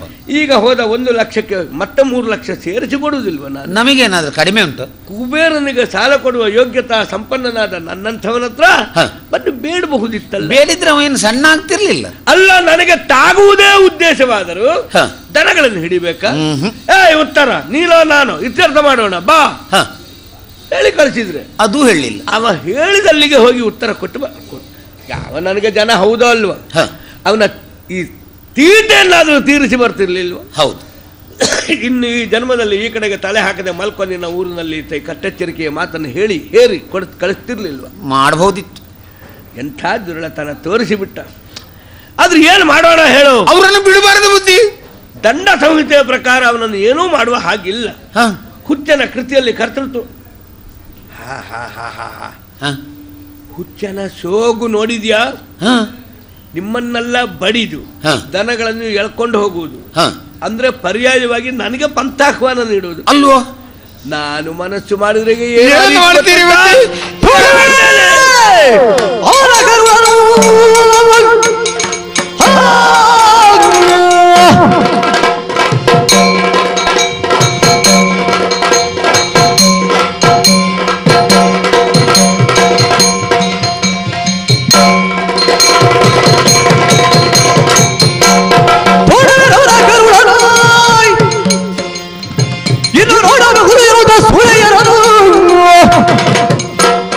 ನೋಡುತ್ತರನು ಇಂದ ಬೇಕು ಬೇಗ ಇಲ್ಲದೆ ಬೆಳಗೊಬ್ಬಿನಿಂದ ಪಾಪಿ ಕೌರವ ಬಂದೆಯ ನಮ್ಮ ನೆಲದಲ್ಲಿ ನಿಂದೆಯ ಬಡಪ್ಪಾಯಿ ಗೋಪಾಲಕರನ್ನು ಹಿಡಿದೆಯ ಬಡಿದೆಯ ಬಡ ತುರುಗಳನ್ನು ಸೆರೆಹಿಡಿದೆಯ ಪಾಪಿ ಬಿಡ್ಬೋದಾ ನಿನ್ನನ್ನು? ನಿನ್ನ ಹೊಟ್ಟೆ ಬಾಗುದು, ನಿನ್ನ ಮುಖಕ್ಕೆ ಹೂಗುದು, ನಿನ್ನ ಕರುಳು ತೆಗೆದು ಹುಗ್ದ. ನೀವೇನು ಮಾಡ್ತಾ ಇದ್ದೀರಿ? ನೀನ್ ಯಾಕೋ ಅಡ್ಡ ಬಿದ್ದಿದ್ದೀರಿ? ನಾನು ಹೇಗೆ ನಿನ್ನ ಹೊಟ್ಟೆ ಮೇಲೆ ಬಂದು ಕೂತಿದ್ದೇನೆ? ನೀವು ನನ್ನ ಹೊಟ್ಟೆ ಕೈ ಬೇರೆ ಇಟ್ಟು ತುರಿಸ್ತಾ ಇದ್ದೀರಿ. ಓಹೋ, ಹಾಗೆಲ್ಲ ಆಯ್ತಾ? ತುಂಬಾ ನಡೆದೋಯ್ತು ಇಲ್ಲಿ. ನಿನಗೆ ಏನು ಗೊತ್ತುಂಟು? ನಾನೇ ಆಗಿರ್ಲಿಲ್ಲ. ಮತ್ತೆ ಏನು ಸ್ವಾಮಿ? ನನಗೆ ಆವೇಶ ಬಂದದ್ದು. ಆವೇಶ? ಸಿಟ್ಟು ಸಿಟ್ಟು ಸಿಟ್ಟು ಸಿಟ್ಟಿನಿಂದ ಆವೇಶ ಬಂದ ಕಣ್ಣಿಗೆ ಎಲ್ಲಿ ನೋಡಿದ್ರು ಕೌರವನೇ ಕಾಣಿಸ್ತಾ ಇದ್ದ. ಅವ ಮಾಡಿದಂತ ತಪ್ಪಿಗೆ ಸರಿಯಾದ ಶಿಕ್ಷೆ ಅಂದ್ರೆ ಹೊಟ್ಟೆ ಬಾಗಿದು ಕರುಳು ತೆಗೆಯುವುದು. ಅದಕ್ಕೆ ಕಣ್ಣಿಗೆ ಕಾಣಿಸಿದ ಕೌರವ ಹೇಳಿ ನಾನು ಕೈ ಹಾಕಿದಾಗ ನನ್ನ ಕೈಗೆ ಕೌರವ ಸಿಕ್ಕದೆ ನೀನೇ ಸಿಕ್ಕುವ ಹಾಗಾದದ್ದು. ಆಯುಷ್ ಮುಗಿತಿತ್ತು. ನಿನ್ನ ದೌರ್ಭಾಗ್ಯ. ಆದ್ರೂ ನಿನ್ನ ಹೊಟ್ಟೆ ಬಗಲಿಕ್ಕೆ ಎತ್ತಿದ ನನ್ನ ಕೈಯ ಕತ್ತಿ ಇಲ್ಲಿದ್ದ ಹೆಣ್ಮಕ್ಳಿಂದ ಎಳೆದುಕೊಳ್ಳಲ್ಪಡುವ ಹಾಗಾದದ್ದು ನಿನ್ನ ಹೆಂಡತಿಯ ಸೌಭಾಗ್ಯ. ಹೌದಪ್ಪ. ಇಷ್ಟೆಲ್ಲ ಅವಾಂತರ ಆಗ್ಲಿಕ್ಕೆ ಕಾರಣ ಆಲೋಚನೆ ಮಾಡೋ. ನನಗಿರುವ ದಂಡ ಸಂಹಿತೆಯ ಕುರಿತಾದ ಪ್ರಜ್ಞೆಗೆ ಇಷ್ಟಾಗ್ತದೆ. ಬರೇ ದಂಡ ಸಂಹಿತೆ ಪ್ರಜ್ಞೆ. ಹೌದು. ಅಂತದ್ರಲ್ಲಿ ಪಾತಕಿ ಎದುರಿಗೆ ಸಿಕ್ಕಿದ್ರೆ ಎಷ್ಟಾಗಲಿಕ್ಕಿಲ್ಲ. ಅವ ಸತ್ತು 3 ದಿವಸ ಆದೀತು ಅಲ್ವಾ? ಹೌದು. ನಮ್ಮ ನೆಲದಲ್ಲಿ ಅಂಥದ್ಯಾವುದಾಗಲಿಕ್ಕೆ ಬಿಡದೇ ಇರುವಂತಹ ದಕ್ಷ ಆಡಳಿತಗಾರನಾಗಿ ನಾಳಿನ ಪ್ರಪಂಚ ಮುಖದಲ್ಲಿ ಕಾಣಿಸಿಕೊಳ್ಳುವ ಹೆಬ್ಬಯಕೆ ನನ್ನದು. ಹೌದು ಬುದ್ಧಿ. ಪಾಪಿ ಕೌರವ ಬಿಡುದಲ್ಲ, ಪುನಃ ಬಂದಿದೆ ಈಗ ಆವೇಶ. ಹಾಗಾದ್ರೆ ಹೊರಡಿ ಬುದ್ಧಿ ಯುದ್ಧಕ್ಕೆ. ಅಯ್ಯೋ, ಏನು ಹೋದ್ರೆ ಕೆಲಸ ಆಗುದಿಲ್ಲ. ಯಾಕೆ ಬುದ್ಧಿ? ಬಾಯೋ ಆಡಿದರೆ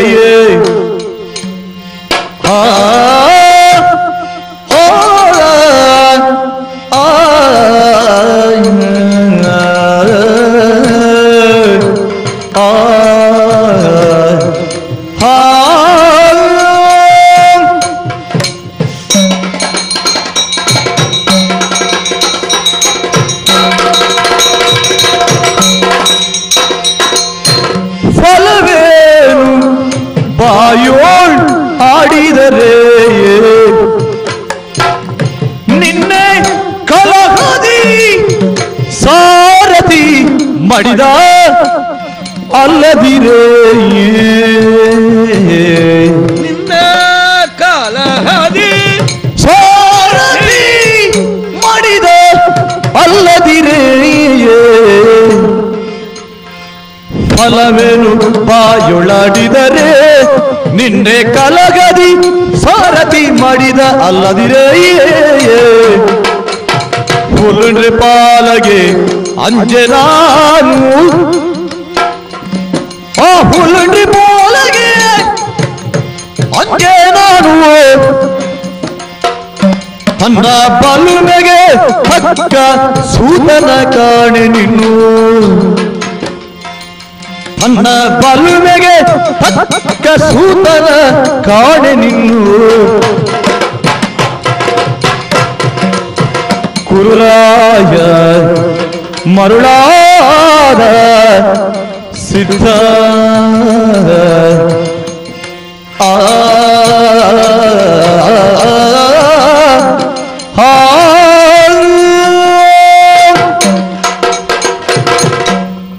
ಏನು ಮಾಡೋಣ?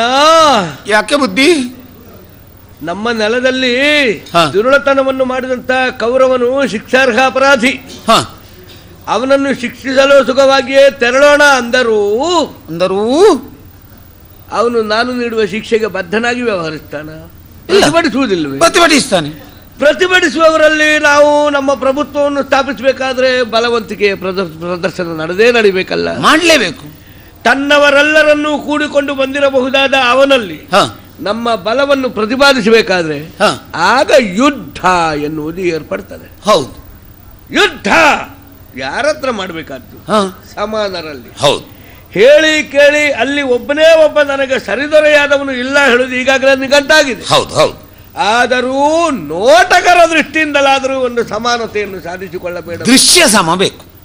ಮಹಾರಥಿಯಾಗಿ ಮುಖವಾಡ ಹಾಕಿಕೊಂಡವನು ಕೌರವ. ಹೌದು. ಒಬ್ಬ ಮಹಾರಥಿಗೆ ಏನೇನೂ ಕಡಿಮೆ ಇಲ್ಲದೆ ಇರುವಂತಹ ಸಾಧಕ ನಾನು. ಹೌದಪ್ಪ. ಆಗಲಿಕ್ಕೆ ಮಹಾರಥಿಗಳಲ್ಲಿ ಒಬ್ಬನಾಗಿಯೇ ಗುರುತಿಸಲ್ಪಡಬೇಕಾದವನು ಇನ್ನೂ ಗುರುತಿಸಲ್ಪಟ್ಟಿಲ್ಲ ಅಷ್ಟೇ. ನಾಳೆ ಇದೊಂದು ಅವಕಾಶದಿಂದಲಾದರೂ ಗುರುತಿಸಲ್ಪಡುವ ಹಾಗಾದೀತೇನು ಅಂದರೆ ಹೊರಡಬೇಕು. ಒಂದು ತೊಂದರೆ ಆಯ್ತು. ಏನು ಬುದ್ಧಿ? ಮಹಾರಥಿಗೆ ಇರಬೇಕಾದಂತಹ ಪರಿಕರಗಳಲ್ಲಿ ಒಂದು ಸಾರಥಿ ಎನ್ನುವಂತಹದ್ದಲ್ವೇನು? ಹೌದು, ಸಾರಥಿ ಇಲ್ಲ. ನಿನ್ನೆ ಯುದ್ಧದಲ್ಲಿ ನಮ್ಮ ಅಪ್ಪನ ಸಾರಥಿ ಶತ್ರುಗಳಿಂದ ಕೊಲ್ಲಲ್ಪಟ್ಟಿದ್ದಾನಾಗಿ ವರ್ತಮಾನ. ಹೌದು. ಮತ್ತೆ ನನಗೊಂದು ಪ್ರತ್ಯೇಕ ರಥ ಇಷ್ಟರವರೆಗೂ ಸಿದ್ಧವಾಗಲೂ ಇಲ್ಲ ನಮ್ಮ ನಗರದಲ್ಲಿ. ಅದು ನಿಮ್ಮ ರಥವನ್ನೇ ಅಪ್ಪ ತೆಕ್ಕೊಂಡು ಹೋಗುದು ಅಲ್ವಾ? ಅಪ್ಪನ ರಥವನ್ನು ನಾನು ಬಳಸ್ತೇನೆ. ನನ್ನ ರಥದ ತಿರುಗಾಟ ಹೆಚ್ಚು ಅಂದ್ರೆ ಊರಿನ ಹೊರವಲಯದ ಉದ್ಯಾನಕ್ಕೆ ಮಾತ್ರ, ಅಲ್ಲಿಂದ ದೂರಕ್ಕೆ ಹೋಗೋದದ್ದು ಇಲ್ಲ. ಹಾಗಾಗಿ ನನಗೊಬ್ಬ ಪ್ರತ್ಯೇಕ ಸಾರಥಿಯೂ ಇಲ್ಲ. ಇದ್ದ ಒಬ್ಬ ಸಾರಥಿಯೂ ಸತ್ತು ಹೋದ. ಮಾಡುವ, ನನಗೊಬ್ಬ ಸಾರಥಿ ಸಿಗುತ್ತಿದ್ದರ ಆ ಕಥೆಯೇ ಬೇರೆ ಇತ್ತು. ಯಾರಾದ್ರೂ ಕೊಟ್ಟಾರ ಬುದ್ಧಿ? ಯಾರು ಯಾಕೆ ಕೊಡ್ತಾರೆ? ತಮ್ಮ ಸಾರಥಿಯನ್ನು ಬಿಟ್ಟು ಕೊಡ್ತಾರೆ. ಈಗ ನೀನೊಂದು ಕರೆ ಕೊಡು, ಸಾರಥಿಯೊಬ್ಬ ಬೇಕು ಅಂತ. ಯಾರು ಬರಲಾರರು. ಹೌದಾ?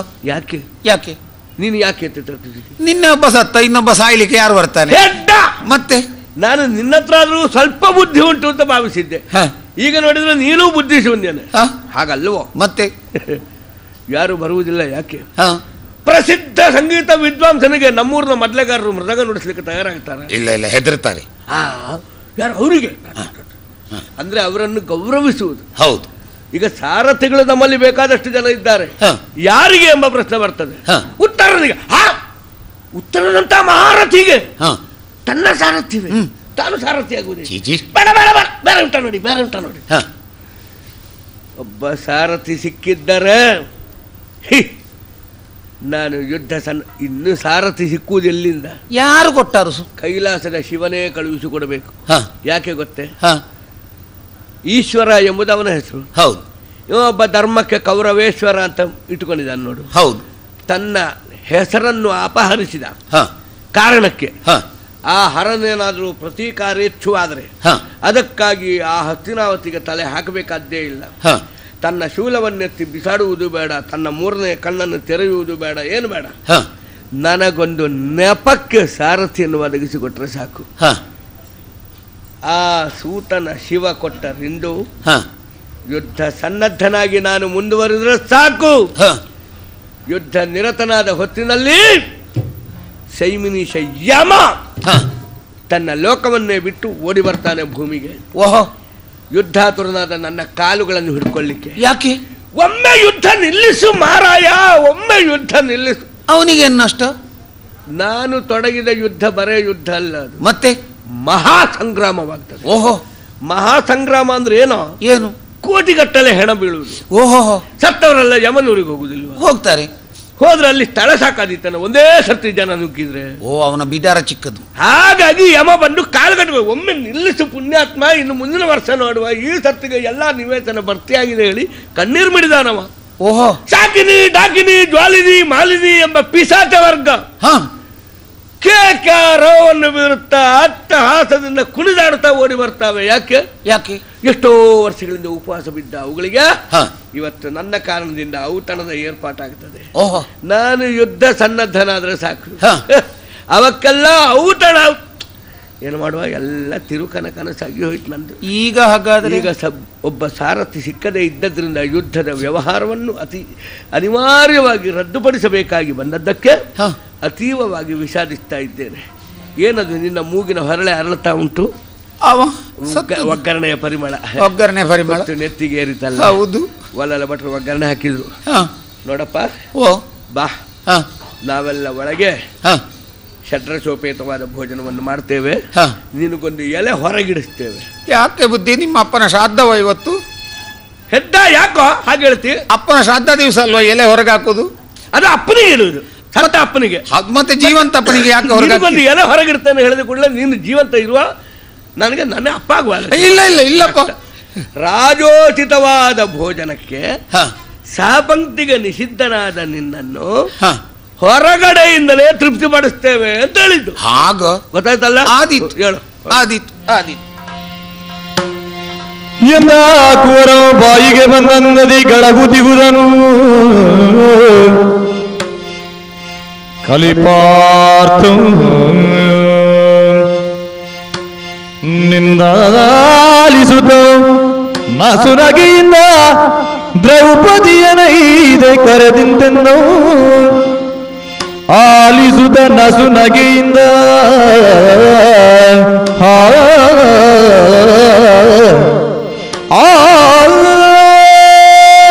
ಭೂಮಿಯ ಸಿರಿ ಸೌಭಾಗ್ಯಗಳನ್ನು ಅನುಭವಿಸಬೇಕಾದಂತಹ ಪಾಂಡವರು ಕೌರವನ ದುರ್ಬುದ್ಧಿಯಿಂದಲಾಗಿ ಕಾಡನ್ನೇ ಅನುಭವಿಸುವ ಹಾಗಾಯಿತು. 12 ವರ್ಷದ ವನವಾಸವನ್ನು ಪೂರೈಸಿ ಅಜ್ಞಾತ ವರ್ಷವಾದಂತಹ 1 ವರ್ಷವನ್ನು ಪೂರೈಸುವುದಕ್ಕೆ ನಾವು ಆಯ್ದುಕೊಂಡಂತಹ ನಗರಿಯೇ ವಿರಾಟ ನಗರಿ. ಇಲ್ಲಿ ಬೃಹನ್ನಲೆ ಎನ್ನುವಂತಹ ನಾಮದಿಂದ ಉತ್ತರೆಗೆ ನಾಟ್ಯಾಭ್ಯಾಸವನ್ನು ಮಾಡಿಕೊಡ್ತಾ ಇದ್ದೇನೆ. ಈಗ ಕೇಳಿ ಬರುತ್ತಿರುವಂತಹ ಬೊಬ್ಬೆಗಳನ್ನು ಕೂಲಂಕಷವಾಗಿ ಪರೀಕ್ಷಿಸಿದೆ ಅಂತಾದ್ರೆ ಪ್ರಶ್ನೆ ಕೊಡದೇ ಇದ್ರೂ ಉತ್ತರಿಸಬಲ್ಲಂತಹ ಭೂಮಿಂಜಯ ತನಗೊಬ್ಬ ಸಾರಥಿ ಬೇಕು ಎನ್ನುವಂತಹ ಪ್ರಶ್ನೆಯನ್ನು ಮುಂದಿರಿಸಿದ. ಆದ ಕಾರಣವೇ ಕಡಸನ್ನೆಯಿಂದಲೇ ದೃಪದೆಯನ್ನು ಕರೆದು ಅವಳಲ್ಲಿ ವಿಷಯವನ್ನು ತಿಳಿಸಿ ಉತ್ತರೆಯನ್ನು ಉತ್ತರ ಭೂಪರಲ್ಲಿವರೆಗೆ ಕಳುಹಿಸಿ ಒಬ್ಬ ಸಾರಥಿ ಇದ್ದಾನೆ ಅವ ಆದೀತೋ ಎನ್ನುವಂತಹ ಅವಕಾಶವನ್ನು ಏರ್ಪಡಿಸಿಕೊಂಡು ಅವಳು ಪುನಃ ಬಂದು ನನಗೆ ಹೇಳಿದ್ದಾಳೆ. ನಿಮ್ಮ ನಿರೀಕ್ಷೆಯಲ್ಲೇ ಇದ್ದಾರೆ ಗುರುಗಳೇ, ಅತ್ತ ಹೋಗಿ ಅಂತ. ಇನ್ನು ವಿಳಂಬ ಸರಿಯಲ್ಲ. ನಮ್ಮನ್ನು ತೋರಿಸುವಂತ ಹೊತ್ತು ಬಂದಿದೆ. ಯಾರಿಗೆ ನಮ್ಮನ್ನು ಕಾಡಬೇಕು ಅಂತಾಗಿದೆಯೋ ಅಂತವರಿಗೆ ನಮ್ಮನ್ನು ತೋರಿಸಿಕೊಳ್ಬೇಕು ಅಂತ ಆಶೆಯೂ ನಮಗುಂಟು. ಆದ್ದರಿಂದಲೇ ನೋಡೋಣ, ನಡೆಯುತ್ತೇನೆ. ಜ್ಞಾಪಕೊಬ್ಬ ಸಾರಥಿ ಸಾಕು ಅಂತ ಹೇಳಿದ್ದೆ. ತನ್ನ ತಂಗಿಗೊಂದು ಎಂಥ ಪ್ರೇಮ ನನ್ನ ಮೇಲೆ. ಏನಾದ್ರೂ ಮಾಡಿ ಅಣ್ಣನ ಈ ಪರಾಕ್ರಮವನ್ನು ಲೋಕಮುಖದಲ್ಲಿ ಪ್ರಕಟಗೊಳ್ಳುವುದಕ್ಕೆ ಅನುವನ್ನು ಕಲ್ಪಿಸಿಕೊಡಬೇಕೆಂಬ ತುಡಿತಕ್ಕೆ ಒಳಗಾದ ಅವಳು ಸಿಕ್ಕಿದ ಈ ಅವಕಾಶಕ್ಕೆ ಲೋಪವಾಗಿರುವಂತಹ ಸಾರಥಿಯೊಬ್ಬನನ್ನು ಹೊಂದಿಸುವ ನಿಟ್ಟಿನಲ್ಲಿ ನಮ್ಮ ನಾಟ್ಯಾಚಾರ್ಯನನ್ನು ಕರೆತಂದಿದ್ದಾಳೆ. ನೆಪಕ್ಕೆ ಅಂತ ಹೇಳಿದ್ದಾಳೆ. ಸರಿ, ನಮ್ಗೆ ಯಾರಾದ್ರೂ ಆಗ್ತದೆ. ಬಂದ್ರಲ್ಲ ಸನ್ನಿಧಾನಕ್ಕೆ ಕೇಳು.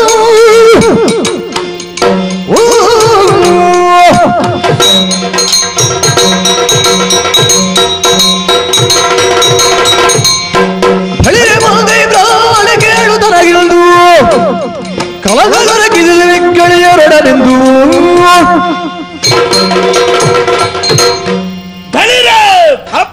ಬೃಹನ್ನಳೆ ಪ್ರಭುಗಳು ತಂದೆಯ. ಹೌದು. ಗಂಡದೆಯ ಗಂಡುಸರೆಲ್ಲ ಹಿಂಜರಿದು ನಿಂತಿರುವ ಈ ಕಾಲದಲ್ಲಿ ನೀನೊಬ್ಬ ನಪುಂಸಕ ಷಂಡ. ಹೌದು.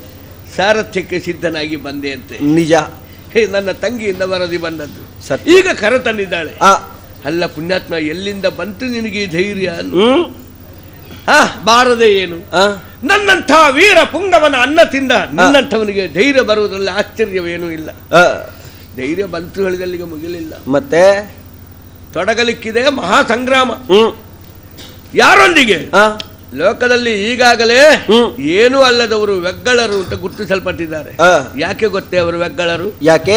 ನನ್ನನ್ನು ತುಡುಕಿ ನಿಂತಿದ್ದಾರೆ. ಅದುವೇ ಅವರ ವ್ಯಗ್ಗಳಿಕೆಗಿರುವ ಅರ್ಹತೆ. ಓಹ್, ಈ ವಿಶ್ವದ ವೇದಿಕೆಯಲ್ಲಿ ಯಾವ ಬಹುಮಾನ ತಾರದೇ ಇದ್ರು ಅಂತ ಕ್ರೀಡಾಪಟುಗಳನ್ನು ನಮ್ಮೂರಿನಲ್ಲಿ ಓಣಿಯಲ್ಲಿ ಸನ್ಮಾನಿಸುವುದಿಲ್ಲ. ಯಾಕೆ? ವಿಶ್ವದ ವೇದಿಕೆಯಲ್ಲಿ ಕಾಣಿಸಿಕೊಂಡವರು ಅಷ್ಟೇ. ಹಾಗೆ ಉತ್ತರದನ್ನು ಕೆಳಕುವುದಕ್ಕೆ ಹೋದವರು ಎನ್ನುವುದರಿಂದ ಕೌರವಾದಿಗಳೆಲ್ಲ ಇವತ್ತು ವ್ಯಗ್ಗಳರು. ಇವತ್ತು ಅವರೊಂದಿಗೆ ಯುದ್ಧ ಹೆಚ್ಚೊತ್ತು ನಡೆಯುವುದಿಲ್ಲ. ಮತ್ತೆ ಬಹಳ ಅರ ನಿಮಿಷ ನನ್ನಂತವ ಯುದ್ಧ ತೊಡಗಿದ್ರೆ ಮತ್ತೆ ಎಲ್ಲಿದ್ದಾರೆ ಶತ್ರುಗಳು? ಕ್ಷಣಾರ್ಧದಲ್ಲಿ ಅವರನ್ನೆಲ್ಲ ಧೂಳಿ ದೂಸರವಾಗಿಸಿಬಿಟ್ಟೇನು. ಏನು ಮಾಡುವ? ನಮಗೊಬ್ಬ ಸಾರಥಿ ಇದ್ದ, ಅಪ್ಪನನ್ನು ಮಗನನ್ನು ಸುಧಾರಿಸ್ತಾ ಇದ್ದ. ಅವ ಸತ್ತ. ಹಾಗಾಗಿ ಆ ಸತ್ತವನ ತಾಣವನ್ನು, ತೆರವಾದ ಆ ತಾಣವನ್ನು ತುಂಬಿಕೊಳ್ಳಲು ಸುಖವಾಗಿ ನಿನ್ನನ್ನು ತಂಗಿ ಕರೆಸಿಕೊಂಡಿದ್ದಾಳೆ. ಹೇಗೆ ಯುದ್ಧರಂಗದಲ್ಲಿ ನಿನ್ನ ಸಾರಥ್ಯದ ಪರಿಪೂರ್ಣ ನೆರವು ನನ್ನ ಪಾಲಿಗೆ ಸಿಕ್ಕೀತೋ ಹೇಳು. ನನ್ನ ತಂಗಿಯ ಮುಂದೆ ಒಪ್ಪಿದ ಹಾಗಲ್ಲ, ನನ್ನ ಮುಂದೆ ಹೇಳು. ಪೂರ್ಣ ವಿಷಯದ ಸ್ಪಷ್ಟನೆ ಸನ್ನಿಧಾನದಿಂದಲೇ ಆದ್ದು. ವಿಷಯ ಗೊತ್ತಿಲ್ಲದ ಬಂದೆ ಬುದ್ಧಿ. ಹೌದೇ? ಎಲಜನ ಪಸುತ ಕೇಳು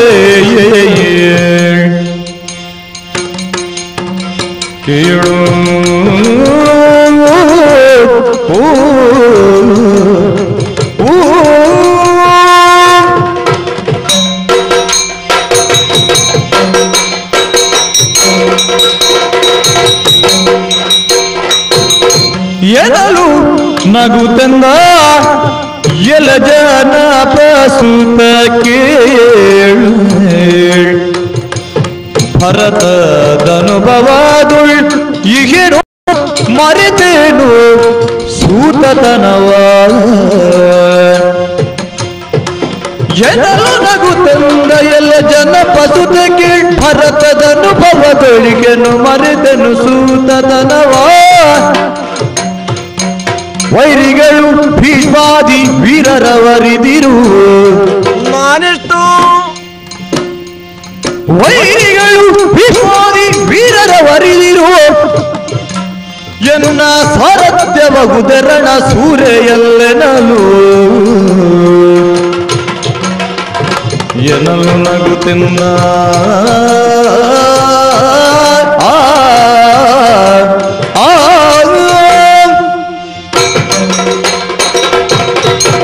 ಉತ್ತರ ಭೂಪತಿಗಳೇ, ಏನಯ್ಯ? ಜೇನಿಗಾಗಿ ಹಂಬಲಿಸುತ್ತಿರುವಂತಹ ತಮ್ಮ ನಾಲಿಗೆಗಳು ಕೇವಲ ಬೆರಳನ್ನೇ ನೆಕ್ಕಿತು ಅಂತಾದ್ರೆ ಅದರಿಂದ ರಸಭಂಗವಾಗುವುದಿಲ್ಲವೇ? ಆಗ್ತದೆ. ಸಾರಥಿಯೊಬ್ಬ ಬೇಕು ಎನ್ನುವಂತಹ ವಿಷಯಿಕವಾಗಿಯೇ ನಾನಿಲ್ಲಿಗೆ ಬಂದೇನೆ ವಿನಃ ಎಂಥವರಲ್ಲಿ ಕದನ ಎನ್ನುವಂತಹ ಪರಿಪೂರ್ಣ ಪರಿಚಯ ನನಗಿರ್ಲಿಲ್ಲ. ತಾವೇ ಅಪ್ಪಣೆ ಕೊಡಿಸಿದ ಹಾಗೆ ಹಸ್ತಿನೆಯ ಮಹಾಭಟರು ಧುರಕ್ಕಾಗಿ ನಿಮ್ಮನ್ನು ಕಲ್ಕೆದರೆ ಕರೆಯುತ್ತಾ ಇದ್ದಾರೆ. ಇಂತಹ ಮಹಾ ಸಂಗ್ರಾಮದಲ್ಲಿ ನಾನು ತಮ್ಮಂತವರಿಗೆ ಸಾರಥಿತನವನ್ನು ಮಾಡಬೇಕು ಅಂತ ಇದ್ರೆ ನನ್ನ ಅನುಭವವು ಪರಿಪೂರ್ಣವಾಗಿ ಬೇಕಲ್ಲ.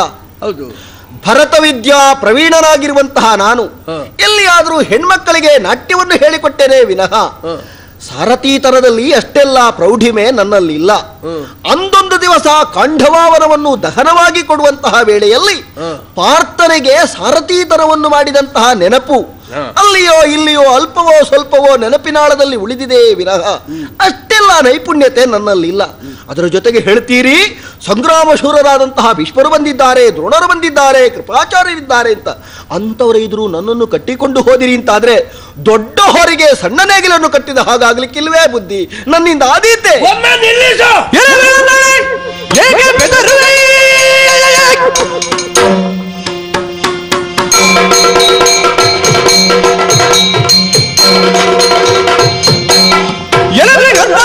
ಬೆದರಿ ಮುಡಿದು ಬಗೆಗಳ ಭೇದ ಮಾಡ್ಬರು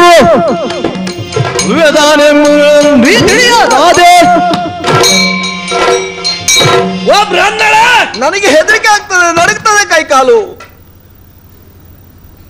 ಅಭ್ಯಾಸವಿಲ್ಲದಿದ್ರೆ ಶಾಸ್ತ್ರಗಳು ವಿಷವಾಗಿ ಪರಿಣಮಿಸುತ್ತದೆ. ಹೌದಲ್ಲ? ಅರ್ಜುನನ ಸಾರಥ್ಯವನ್ನು ಹಿಂದೊಂದು ಬಾರಿ ನರವಿದ ಅನುಭವ ಬಿಟ್ರೆ ಆಮೇಲೆ ಆ ಕುರಿತಾದ ಪರಿಶ್ರಮವೇ ತನಗಿಲ್ಲ. ತಪ್ಪಿದೆ. ಅದು ಜನ ಇಲ್ಲದಕ್ಕೆ ನನ್ನನ್ನು ಕರ್ಕೊಂಡು ಹೋದ್ದು. ಬಿಡ, ನಿನ್ನ ಸಾರಥ್ಯ ಯಾರಿಗೆ ಬೇಕು ಅಂತ ಬೇಡ, ನನಗೆ ಸಾರಥಿ ಬೇಕಾ? ಮತ್ತೆ ಸಕಲ ಕಲಾವಲ್ಲಭನಾದ ನಾನು ಎಡಗೈಯಿಂದ ರಥವನ್ನು ನಡೆಸುತ್ತ ಬಲಗೈಯಿಂದ ರಣ ಕಣದಲ್ಲಿ ಶತ್ರುಗಳ ರುಂಡವನ್ನೆಲ್ಲ ಚೆಂಡಾಡಬಲ್ಲವನು ನಾನು. ಹಬ್ಬ. ಆದರೂ ನೆಪಕ್ಕೊಬ್ಬ ಸಾರಥಿ ಬೇಕಾದದ್ದು ನನಗೆ. ಅವನ ಸಾರಥ್ಯ ಅಲ್ಲ ಬೇಕಾದದ್ದು, ಸಾರಥ್ಯ ಪೀಠದಲ್ಲೊಂದು ಜನ. ಈಗ ಹಿತ್ತಲಿಗೆ ಬಂದ ನರಿಯನ್ನು ಓಡಿಸ್ತದ ಬೆದರು ಬೊಂಬೆ? ಇಲ್ಲ. ಬೆರ್ಚಪ್ಪ? ಇಲ್ಲ. ಇಲ್ಲ. ಆದ್ರೂ ಬೇಕು ನಾನೊಂದು ಸಾಕ್ಷಿಗೆ. ಯಾಕೆ ಸಾಕ್ಷಿಗಲ್ಲ, ಕೊರತೆ ಅಂತ ಆಗಬಾರ್ದು, ಸಾರಥಿಗೆ ಗತಿ ಇಲ್ಲದವ ಅಂತ ಆಗಬಾರ್ದು ಎಂಬ ಕಾರಣಕ್ಕೆ. ನೀನು ಹೇಳ್ತೀವಿ ಭೀಷ್ಮ ದ್ರೋಣ ಪಾಂಡವರ ಆಶ್ರಯದಲ್ಲಿದ್ದ ನಿನಗೆ ಸಮೀಪದ ಹಸ್ತಿನಾವತಿಯಲ್ಲಿದ್ದ ಅವರನ್ನೆಲ್ಲ ಸಮೀಪದಿಂದ ಕಂಡು ದೊಡ್ಡ ಕುಂಬಳಕಾಯಿಯಾಗಿ ಹೋಗಿದ್ದ. ನಿನಗೆ ನಾನೇನಂತ ಗೊತ್ತಿಲ್ಲ, ಅನುಭವ ಇಲ್ಲ. ಒಮ್ಮೆ ನಮ್ಮ ಹಿತ್ತಲಿಗೆ ಹೋಗಿ ಬಾ. ಅಲ್ಲಿರುವ ಬಾಳೆ ಗಿಡಗಳನ್ನೆಲ್ಲ ಒಂದೇ ಏಟಿಗೆ ಕತ್ತರಿಸಿ ಚೆಲ್ಲಿದವ ನಾನು. ನನ್ನ ಕತ್ತಿಯ ಹರಿತ ಎಷ್ಟು ಹೇಳೋದನ್ನು ಅದರಿಂದ ಗುರುತಿಸಿಕೊ. ಬಾಳೆಯ ಗಿಡಕ್ಕೆ ಈಚಿಂದ ಬೀಸಿದ್ರು ಕತ್ತಿ ಆಚಿಂದ ಬರ್ತದೆ, ಗಿಡ ಬೀಳುವುದಿಲ್ಲ. ಕತ್ತಿ ಯಾಕೆ? ಅದಕ್ಕೆ ಅದರ ಬುಡ ಕತ್ತರಿಸಲ್ಪಟ್ಟದು ಗೊತ್ತಿಲ್ಲ ಅಂದ್ರೆ ಅಷ್ಟು ಹರಿತ ಕತ್ತಿ ಅಂತ ಹೇಳಿ. ಬಡ್ಡ ಕತ್ತಿಯಲ್ಲಿ ಆದ್ರೆ ಗಿಡ ಅಡ್ಡ ಬೀಳ್ತದೆ, ಮುರಿದೋಗ್ತದೆ, ಅಷ್ಟು ತುಂಡಾಗುದಿಲ್ಲ. ನನ್ನ ಗುರಿ ನಿಖರತೆಗೆ ಅರಮನೆಯ ಉಪ್ಪರಿಗೆ ಕಟಾಂಜನಕ್ಕೆ ಬಾ. ಈ ಬದಿಯಲ್ಲಿ ನಿಂತು ಬಿಟ್ಟ ಬಾಣ ಆ ಬದಿಯ ಗೋಡೆಯಲ್ಲಿರುವ ಚಿತ್ರದ ಹುಲಿಗಳ ಕಣ್ಣನ್ನೇ ಹೋಗಿ ಕುಕ್ಕಿದ ದೃಶ್ಯ ಅಲ್ಲಿ ಈಗಲೂ ಉಂಟು. ಗೊತ್ತುಂಟೇನೋ? ಭಯಂಕರ. ಎಂಥ ಗುರಿ ನಿಖರತೆ, ಅದ್ಭುತ. ನಿನಗೆ ಗೊತ್ತಿಲ್ಲ, ಬಿಟ್ಟ ಬಾಣಗಳೆಲ್ಲ ಬಂದು ಒತ್ತಳಿಕೆಗೆ ಸೇರಿಕೊಳ್ಳುವಂತಹ ವರ್ತಮಾನ ಕಾಲದ ಅತ್ಯಂತ ಶೋಧಿಕಪ್ರಾಯವಾದ ಕೃತ್ಯ ನನ್ನೊಬ್ಬನಿಂದ ಮಾತ್ರ ಸಾಧ್ಯ ಎನ್ನುವುದು ಈಗಾಗಲೇ ನಮ್ಮ ಊರಿನಲ್ಲಿರುವ ಬಹಳ ಜನರು ತಿಳಿದಿದ್ದಾರೆ. ನೀನು ನಮ್ಮಲ್ಲಿಗೆ ಬಂದು 1 ವರ್ಷ ಆಯ್ತು, ಇನ್ನೂ ತಿಳ್ಕೊಳ್ಳಿಲ್ಲ. ಒಂದು ಸರ್ತಿ ನೀನು ನನ್ನ ಅಧ್ಯಯನದ ಕೋಣೆಗೆ ಬಂದಿದ್ರೆ ಮಹಾರಥಿ ಅಂದ್ರೆ ಏನು ಅಂತ ತಿಳ್ಕೊಳ್ಬಹುದು. ನಿಮ್ಮ ಕೋಣೆಗೆ ತಪ್ಪಾಯ್ತು. ಭರತ ಶಾಸ್ತ್ರ ಮಾತ್ರ ಓದಿದಿ, ರಣಧರ್ಮ ಶಾಸ್ತ್ರದ 346ನೇ ಪುಟದಲ್ಲಿ ಏನುಂಟು ಗೊತ್ತುಂಟ? ಏನುಂಟು? ಮಹಾರಥಿ ಎನ್ನುವುದರ ವಿವರಣೆ ಉಂಟು. ತನ್ನನ್ನು, ತನ್ನ ರಥವನ್ನು, ತನ್ನ ಕೇತನವನ್ನು, ತನ್ನ ಕುದುರೆಗಳನ್ನು, ತನ್ನ ಸಾರಥಿಯನ್ನು, ತನ್ನನ್ನು ಅವಲಂಬಿಸಿದ 10,000 ಯೋಧರನ್ನು ಸಂರಕ್ಷಿಸಿಕೊಂಡು ಯುದ್ಧ ಮಾಡಬಲ್ಲವನೇ ಮಹಾರಥಿ ಎಂಬುದಾಗಿ ಅದರಲ್ಲಿ ವಿವರಣೆ ಇರ್ಬೋದು. ಅದನ್ನು ಓದಿ ಮಹಾರಥಿಗಳಲ್ಲಿ ಒಬ್ಬನಾಗಿ ನನ್ನನ್ನು ನಾನು ರೂಪಿಸಿಕೊಂಡಿರುವಾಗ ನಿನ್ನ ಕೂದಲ ಕೊಂಕನಂತ ರಕ್ಷಣೆಯ ಹೊಣೆಗಾರಿಕೆಗೆ ನನ್ನ ಹೆಗಲನ್ನು ನಾನು ಕೊಟ್ಟಿರುವಾಗ ಮುಳಿದು ಪಗೆಗಳದೇನ ಮಾಡ್ಪಾರು. ಹಾಗಿದ್ರೆ ನನ್ನ ಜೀವಕ್ಕೆ ನೀವು ಹೊಣೆ. ತಿಳಿಯ ನೀ ನಾನು ಆರಂಭ ನಿಜವನ್ನೇ. ಧೈರ್ಯವಂತ? ಈಗ ಸ್ವಲ್ಪ ಧೈರ್ಯ ಬಂತು. ಆಗ ತಂಗಿ ಹೇಳ್ತಾಳೆ, ಧೈರ್ಯ ಎನ್ನುವುದು ಸಂತೆಯಲ್ಲಿ ತಗೊಂಡು ಬಂದು ಎದೆಯಲ್ಲಿ ತುಂಬಿಸುವಂತ ವಸ್ತು ಅಲ್ಲ, ಒಳಗಿಂದ ಮೂಡಿ ಬರಬೇಕಾದ್ದು. ಹೌದು. ಆದ್ರಿಂದ ಅವ ಗಾಬರಿಯಲ್ಲಿ ಇನ್ನೇನಾದ್ರೂ ಎದ್ದು ನಿಂತ ಹೇಳಿದ್ರೆ ಶತ್ರುವಿನ ಬಾಣದಿಂದಲ್ಲ ನನ್ನ ಬಾಣದಿಂದಲೇ ಸತ್ತಾನು, ಅದಕ್ಕೋಸ್ಕರ ಕವಚ ತೊಡಬೇಕು ಅಂತ ಹೇಳ್ತಾರೆ. ಹೌದು. ನೀನು ಸತ್ರ ಅವಳಿಗೆ ನಷ್ಟ ಯಾವುದು ಗೊತ್ತುಂಟ? ಗುರುಗಳು ಹೋದ್ರು ಅಂತೇಳಿ ನಷ್ಟ ಅಲ್ಲ. ಮತ್ತೆ ಸಂತೆಯಲ್ಲಿ ನಿನ್ನಂತ 10 ಗುರುಗಳನ್ನು ನಾನು ತಂದು ಒದಗಿಸಬಲ್ಲೆ ಅಂತ ಗೊತ್ತುಂಟು. ಹೌದು. ನಮ್ಮ ಅಣ್ಣನ ಯುದ್ಧ ಅಲ್ಲಿಗೆ ನಿಲ್ತಾರೆ ಅಂತ, ಅದಕ್ಕಾಗಿ ನಿನ್ನನ್ನು ಉಳಿಸಿಕೊಳ್ಳುವುದಕ್ಕೆ ಅವಳು ಕವಚ ಕೊಡುವುದು. ಅಣ್ಣ ತಂಗಿಯರ ಸಂಬಂಧದಲ್ಲಿ ನನ್ನ ಪ್ರಾಣವಾದರೂ ಉಳಿಯುತ್ತದೆ. ಸಾರಥಿಗೆ ಕವಚ ತೊಡಿಸಿದ್ರೆ ಮಹಾರಥಿಯಾದ ನನಗದು ಮರ್ಯಾದೆಗೆ ಕುಂಡಕ ಅಲ್ವಾ? ಹೌದೌದು. ಆದ್ರೂ ನಾನು ಒಪ್ಪಿಕೊಳ್ಳುವುದು ಯಾಕೆ? ಯಾಕೆ? ನನ್ನ ಯುದ್ಧ ವೈಭವೇ ಕಾರಣಕ್ಕೆ ಅದು ಪೂರಕ ಎನ್ನುವುದ್ರ ನಿನ್ನಲ್ಲಿ ನಂಬಿಕೆ ಇಲ್ಲ ನನಗೆ. ನೀಲ್ಲಾದ್ರೂ ದಡಕ್ಕ ಎದ್ದು ನಿಂತು ನನ್ನ ಬಾಣಕ್ಕೆ ಬೆನ್ನು ಕೊಟ್ಟು ಸತ್ತಿ ಅಂತಾದ್ರೆ ಅಲ್ಲೇ ನಾನು ರಥ ತಿರುಗಿಸಬೇಡವೆ? ಒಳ್ಳೆ ಕವಚ ತಂದು ಕೊಟ್ಟಿದ್ದಾಳೆ, ತೊಟ್ಟುಕೊಂಡು ನೋಡುವ. ನೀವೇನೋ ಕೊಡ್ತೀರಿ, ನನಗೆ ಅದು ತೊಡ್ಲಿಕ್ಕೆ ಗೊತ್ತುಂಟಾ ಎಲ್ಲಿಗೆ ಯಾವುದನ್ನು ಅಂತ? ಪುಣ್ಯಾತ್ಮ, ಯುದ್ಧರಂಗದಲ್ಲಿ ನಿನ್ನನ್ನೊಂದು ಸುಧಾರಿಸುವುದು ಕಷ್ಟ ಆಯ್ತು. ಹೆಣ್ಮಕ್ಳೆಲ್ಲ ಚಪ್ಪಾಳೆ ಇಕ್ಕಿ ನಗುತ್ತಾ ಇರುವುದನ್ನು ನೋಡಿದ್ಯಾ? ಅವರ ಹಲ್ಲು ಕಾಡ್ತದೆ. ಹೌದು. ನಿನಗೆ ಮಾನ ಮರ್ಯಾದೆ ಎರಡೂ ಸಂಬಂಧ ಇಲ್ಲ, ಅದು ಬಿಟ್ಟೇ ಬಂದದ್ದು ಗಂಡಸರಿಗೆ. ನಮಗೆ ಹೆಣ್ಣು ಮಕ್ಕಳಿಂದ ಹೇಳಿಸಿಕೊಳ್ಳುವುದು ನಾಚಿಕೆಗಳು. ನೀನು ನಪುಂಸಕ, ನಿನಗದು ತಾಗುವುದು ಇಲ್ಲ. ಅಯ್ಯೋ, ಒಂದು ಕವಚವನ್ನು ತೊಡುವುದಕ್ಕೂ ಗೊತ್ತಿಲ್ಲದಂತಹ ಇಂತಹ ಸಾರಥ್ಯನ್ನು ಕಟ್ಟಿಕೊಂಡು ಹೋದ್ರೆ ನಿಮಗೆ ಯುದ್ಧರಂಗದಲ್ಲಿ ಸಿಗಬಹುದಾದ ಮರ್ಯಾದೆ ಎಷ್ಟು ಅಂತಲೇ ಈಗಲೇ ನಿಕಟ್ಟಾಯ್ತು ಹೇಳ್ತಾರೋ. ಅಲ್ಲ, ನಪುಂಸಕರಿಗೆ ಎಂತದ್ದು ಕಟ್ಟಬೇಕು ಅಂತ ಇಲ್ಲ ಅಲ್ಲ. ಅದೇ ಮೋಸದ್ದದೆ. ನೀನೊಬ್ಬ ಗಂಡು ಸಾಗಿದ್ದರೆ ಯಾವುದನ್ನು ಎಲ್ಲಿಗೆ ತುರುಕಬೇಕು ಎನ್ನುವುದನ್ನು ತಿಳಿದುಕೊಳ್ಳುವುದಕ್ಕೆ ಶಕ್ತನಾಗುತ್ತೆ. ಅದಲ್ಲದರಿಂದಲೇ ಗೊತ್ತಿಲ್ಲ, ನಿನಗೆ ಗೊತ್ತಿಲ್ಲ. ಹಾಗಾಗಿ ಕೈ ಹಾಕುವಲ್ಲಿ ಕಾಲು ಹಾಕ್ತಿ, ಕಾಲು ಹಾಕುವಲ್ಲಿ ತಲೆ ಹಾಕ್ತಿ. ಕವಚದಲ್ಲಿ ಮೋಸದಲ್ಲಿ. ಅಯ್ಯಾ, ಇದು ಕವಚ, ಇದು ಬಲಗಡೆಯ ನಳಿಗೆ, ಇದು ಎಡಗಡೆಯ ನಳಿಗೆ, ಬಂಗಡೆಯಿಂದ ತರಬೇಕು. ಆ ಬಲ ಕೈಯನ್ನು ಬಲ ನಳಿಗೆಗೆ, ಎಡ ಕೈಯನ್ನು ಎಡ ನಳಿಗೆಗೆ ಹಾಕಿ ಕೈಯನ್ನು ಹತ್ರಕ್ಕೆ ತಂದ್ರೆ ಬೆನ್ನಿಗೆ ಆವಚಿಕೊಳ್ತು. ಈಗ ಒಂದು ಬರ್ತಿ ಆಯ್ತು. ಇದನ್ನು ಸ್ವಾರಸ್ಯ ನೋಡಿದ್ವಿ. ಇದಕ್ಕೆ ವಿಧಿಯ ವಿಪರ್ಯಾಸ ಅಂತ ಹೆಸರು. ಯುದ್ಧ ಮಾಡುವ ಯೋಧನು ತನ್ನ ದಿರುಸುಗಳನ್ನು ತಾನೇ ತೊಟ್ಟುಕೊಳ್ಳಕೂಡದು, ಇನ್ನೊಬ್ಬರಿಂದ ತೊಡಿಸಿಕೊಳ್ಳಬೇಕು. ನೋಡಿದ್ಯಾ? ಯುದ್ಧ ಮಾಡುವ ಯೋಧ ನಾನು, ನೀನು ಯುದ್ಧ ಮಾಡ್ಲಿಕ್ಕೆ ಬರುವುದಲ್ಲ, ಸುಮ್ಮನೆ ಬೆರ್ಚಪ್ಪನ ಹಾಗೆ ಕೂತುಕೊಳ್ಳಿಕ್ಕೆ ಬರುವುದು. ನನಗಿಲ್ಲದ ಸೌಭಾಗ್ಯ ನಿನಗೆ ಸಿದ್ಧಿಸಿತು, ಇನ್ನೊಬ್ಬರ ಕೈಯಿಂದ ಕವಚವನ್ನು ತೊಡಿಸಿಕೊಳ್ಳುವ ಒಂದು ಯೋಗ ನಾನು ನಿನಗೆ ತೊಡಿಸುವ ಹಾಗಾಯ್ತು ನೋಡು. ಹೆಚ್ಚು ಗೊತ್ತಿದ್ದವರು ಏನೂ ಗೊತ್ತಿಲ್ಲದವರು ಒಂದೇ ಲೆಕ್ಕ. ಇದನ್ನು ವಿಧಿಯ ವಿಪರ್ಯಾಸ. ಇರ್ಲಿ, ಅವಳಂತ ಹೇಳಿದ್ ನಿನ್ನ ಹತ್ರ ಎಂತದ್ದು ಸತ್ತವರದೆಲ್ಲ ತರಬೇಕು ಅಂತ ಹೇಳ್ತಾರಮ್ಮ. ಪಾಪ ಹುಡುಗಿಗೆ ಅನುಭವ ಇಲ್ಲ, ಅನುಭವ ಇಲ್ಲ. ಸತ್ತವರ ಮೈ ಮೇಲೆ ಆಭರಣಗಳು ಬೇಕು ಅಂತ ನಿನ್ನ ಹತ್ರ ಹೇಳಿದ್ರು, ಅವಳು ನನ್ನ ಹತ್ರ ಹೇಳಿದ್ರೆ ಮರ್ಯಾದೆ ಉಳಿಸಿಕೊಳ್ಳಬಹುದಿತ್ತು. ಹೋಗ್ಲಿ, ಈಗಲೂ ಊರಿನವ್ರಿಗೆ ಗೊತ್ತಾಗಲ್ಲ.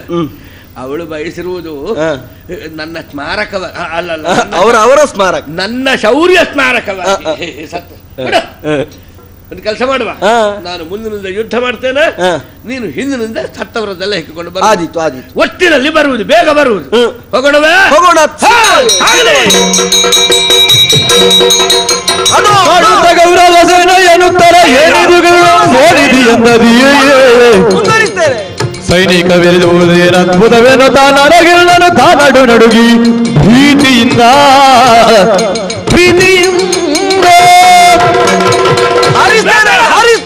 ಸ್ವಲ್ಪ ತಮ್ಮಟ್ಟಿಗೆಯನ್ನು ಬಲವಾಗಿ ಹಿಡಿದು. ಯಾಕೆ ಯಾಕೆ ವಾಗೆಯನ್ನು ಹಿಂದಕ್ಕೆ ಹೇಳಬೇಕು. ಏನದು? ಸ್ವಲ್ಪ ತಾಳಯ್ಯ. ಕಾಲಿಡಬೇಕಾದ್ರೆ ಮೊದಲು ಕಣ್ಣಿಡಬೇಕು ಹೇಳಿದ್ವಿ, ತಿಳಿದವರ ಮಾತಲ್ಲವೇ? ಕಡಲು ಎಂದಾದ್ರೂ ದಡವನ್ನು ಮೀರಿ ಬರುವುದುಂಟೆ? ಇಲ್ಲ. ಮತ್ತೆ ಇವತ್ತು ಯಾಕೆ ಬಂದಿದೆ? ಅದೇನದು? ಅದು ಕೌರವ ಸೇನೆ. ಸೇನೆ ಅಂದ್ರೆ ಹೀಗಿರ್ತದೆಯೋ? ನನಗೆ ಇಷ್ಟವರೆಗೆ ಅದು ಗೊತ್ತಿರ್ಲಿಲ್ಲ. ಅಲ್ಲ ಅಲ್ಲ, ನೀ ಸುಳ್ಳು ಹೇಳ್ತಾ ಇದ್ದಿ. ಪ್ರಳಯ ಕಾಲದಲ್ಲಷ್ಟೇ ಉದ್ಭವಿಸುವಂತಹ ಬಡವಾನಲ್ಲ, ಈಗ ಒಮ್ಮಿಂದೊಮ್ಮೆಲೆ ಆಸ್ಫೋಟಗೊಂಡು ಭೂಮಿಯನ್ನೇ ನುಂಗಿ ನೊಳವಿನಕ್ಕೆಂದು ಮುಂದುವರುತ್ತಿದೆಯೇನು? ಅಯ್ಯೋ, ಕೆಂಪು, ಹಳದಿ, ನೀಲಿ ಬಣ್ಣದ ಅದರ ನಾಲಿಗೆಗಳು ಅಲ್ವೇನೋ? ಅದು ಬಣ್ಣ ಅಲ್ಲ, ಒಂದೊಂದು ಊರಿನ ಪತಾಕೆಗಳು ಎದ್ದು ಕಾಣುತ್ತಾ ಇರುವುದು. ಅದು ಭೀಷ್ಮಾಚಾರ್ಯರು, ದ್ರೋಣರು, ಕೃಪಾಚಾರ್ಯರು, ಸೈಂಧವ, ಜಯದ್ರ. ಆ ಎತ್ತರದ ಮಣಿಖಚಿತವಾದ ರಥದಲ್ಲಿ ನಿಂತವನು ಕೌರವೇಶ್ವರ, ಅವನ ಬಲಗಡೆಯಲ್ಲಿರುವವನು ಕರ್ಣ, ಎಡಗಡೆಯವನು ದುಶ್ಯಾಸನ. ಇವರೆಲ್ಲರೊಂದಿಗೆ ನಾನು ಹೋರಬೇಕೆ? ಹೌದು, ಹೋರಬಹುದಿತ್ತು. ಆದ್ರೆ ಶಾಸ್ತ್ರ ನಿಷಿದ್ಧವಾಗಿ ಯಾವನು ವ್ಯವಹರಿಸಬಾರದು. ಯಾಕಂದ್ರೆ ನಾನು ಓದಿ ಬಾಯ್ಪಾಠ ಮಾಡಿದ್ದೇನೆ. ಶಾಸ್ತ್ರ ವಿಧಿ ಮುತ್ಸೃಜ್ಯ ವರ್ತತೆ ಕಾಮಕಾರಕ ನಟ ಸಿದ್ಧಿ ಅವಾಪ್ನೋತಿ ನ ಸುಖಂ ನ ಪರಾಂಗತಿ. ಶಾಸ್ತ್ರವಾಕ್ಯವನ್ನು ಮೀರಿ ವ್ಯವಹರಿಸಿದವನಿಗೆ ಶತ್ರು ಶ್ರೇಯಸ್ಸಿಲ್ಲ ಅಂತೇಳಿ ಇದು ಇಲ್ಲಿಗ ಶಾಸ್ತ್ರ ನಿಷಿದ್ಧ ಆಗ್ತದೆ. ನಾನು ಯುದ್ಧ ಮಾಡುವುದು, ಯುದ್ಧರಂಗಕ್ಕೆ ಕೆಲವರಿಗೆ ಪ್ರವೇಶ ನಿಷೇಧಿತವಾಗಿದೆ ಶಾಸ್ತ್ರಕಾರನ ರೀತ್ಯ. ಹೆಣ್ಣು ಮಕ್ಕಳಿಗೆ, ಎಳೆ ಮಕ್ಕಳಿಗೆ, ಹಳೆ ಮುದುಕನಿಗೆ, ಮತ್ತೆ ಮದುವೆ ಶೋಭನಕ್ಕೆ ದಿನ ಇಟ್ಟುಕೊಂಡವರಿಗೆ ಮತ್ತು ರೋಗಿಷ್ಠರಿಗೆ. ನಾನು ಎಳೆ ಮಗು ಅಲ್ಲ, ನಾನು ಹಳೆ ಮುದುಕ ಅಲ್ಲ, ನಾನು ಹೆಣ್ಣಲ್ಲ, ಮದುವೆ ಶೋಭನ ದಿನ ರೋಗಿಷ್ಠರಾಗಿದ್ದೇನೆ. ಯಾಕೆಂದ್ರೆ ಮನೆಯಿಂದ ಹೊರಡುವಾಗ ಎದೆಯ ಬಡಿತ ಲಯಬದ್ಧವಾಗಿಯೇ ಇತ್ತು. ಈಗ ಈ ಸೇನೆ ಕಂಡ ಕೂಡಲೇ ನನ್ನ ಎದೆಯ ಬಡಿತದ ಲಯ ತಾನ ವ್ಯತ್ಯಾಸ ಆಗಿದೆ. ಅಂದ್ರೆ ಅಲ್ಲಿಗೆ ದೇಹದ ಸಮತೋಲ ಸತ್ತಿದೆ ಅಂತಾಗಲ್ವಾ? ಹೌದು. ಅದನ್ನೇ ಅನಾರೋಗ್ಯ ಅಂತ ಹೆಸರಿಸುವುದು. ಅನಾರೋಗ್ಯ ಪೀಡಿತರು ಯುದ್ಧರಂಗ ಪ್ರವೇಶ ನಿಷೇಧಿತವಾಗಿದೆ ಶಾಸ್ತ್ರಕಾರದ ನೃತ್ಯ. ಆದ್ರಿಂದ ರಥ ತಿರುಗಿಸಯ್ಯ, ಮನೆಗೆ ಹೋಗುವ.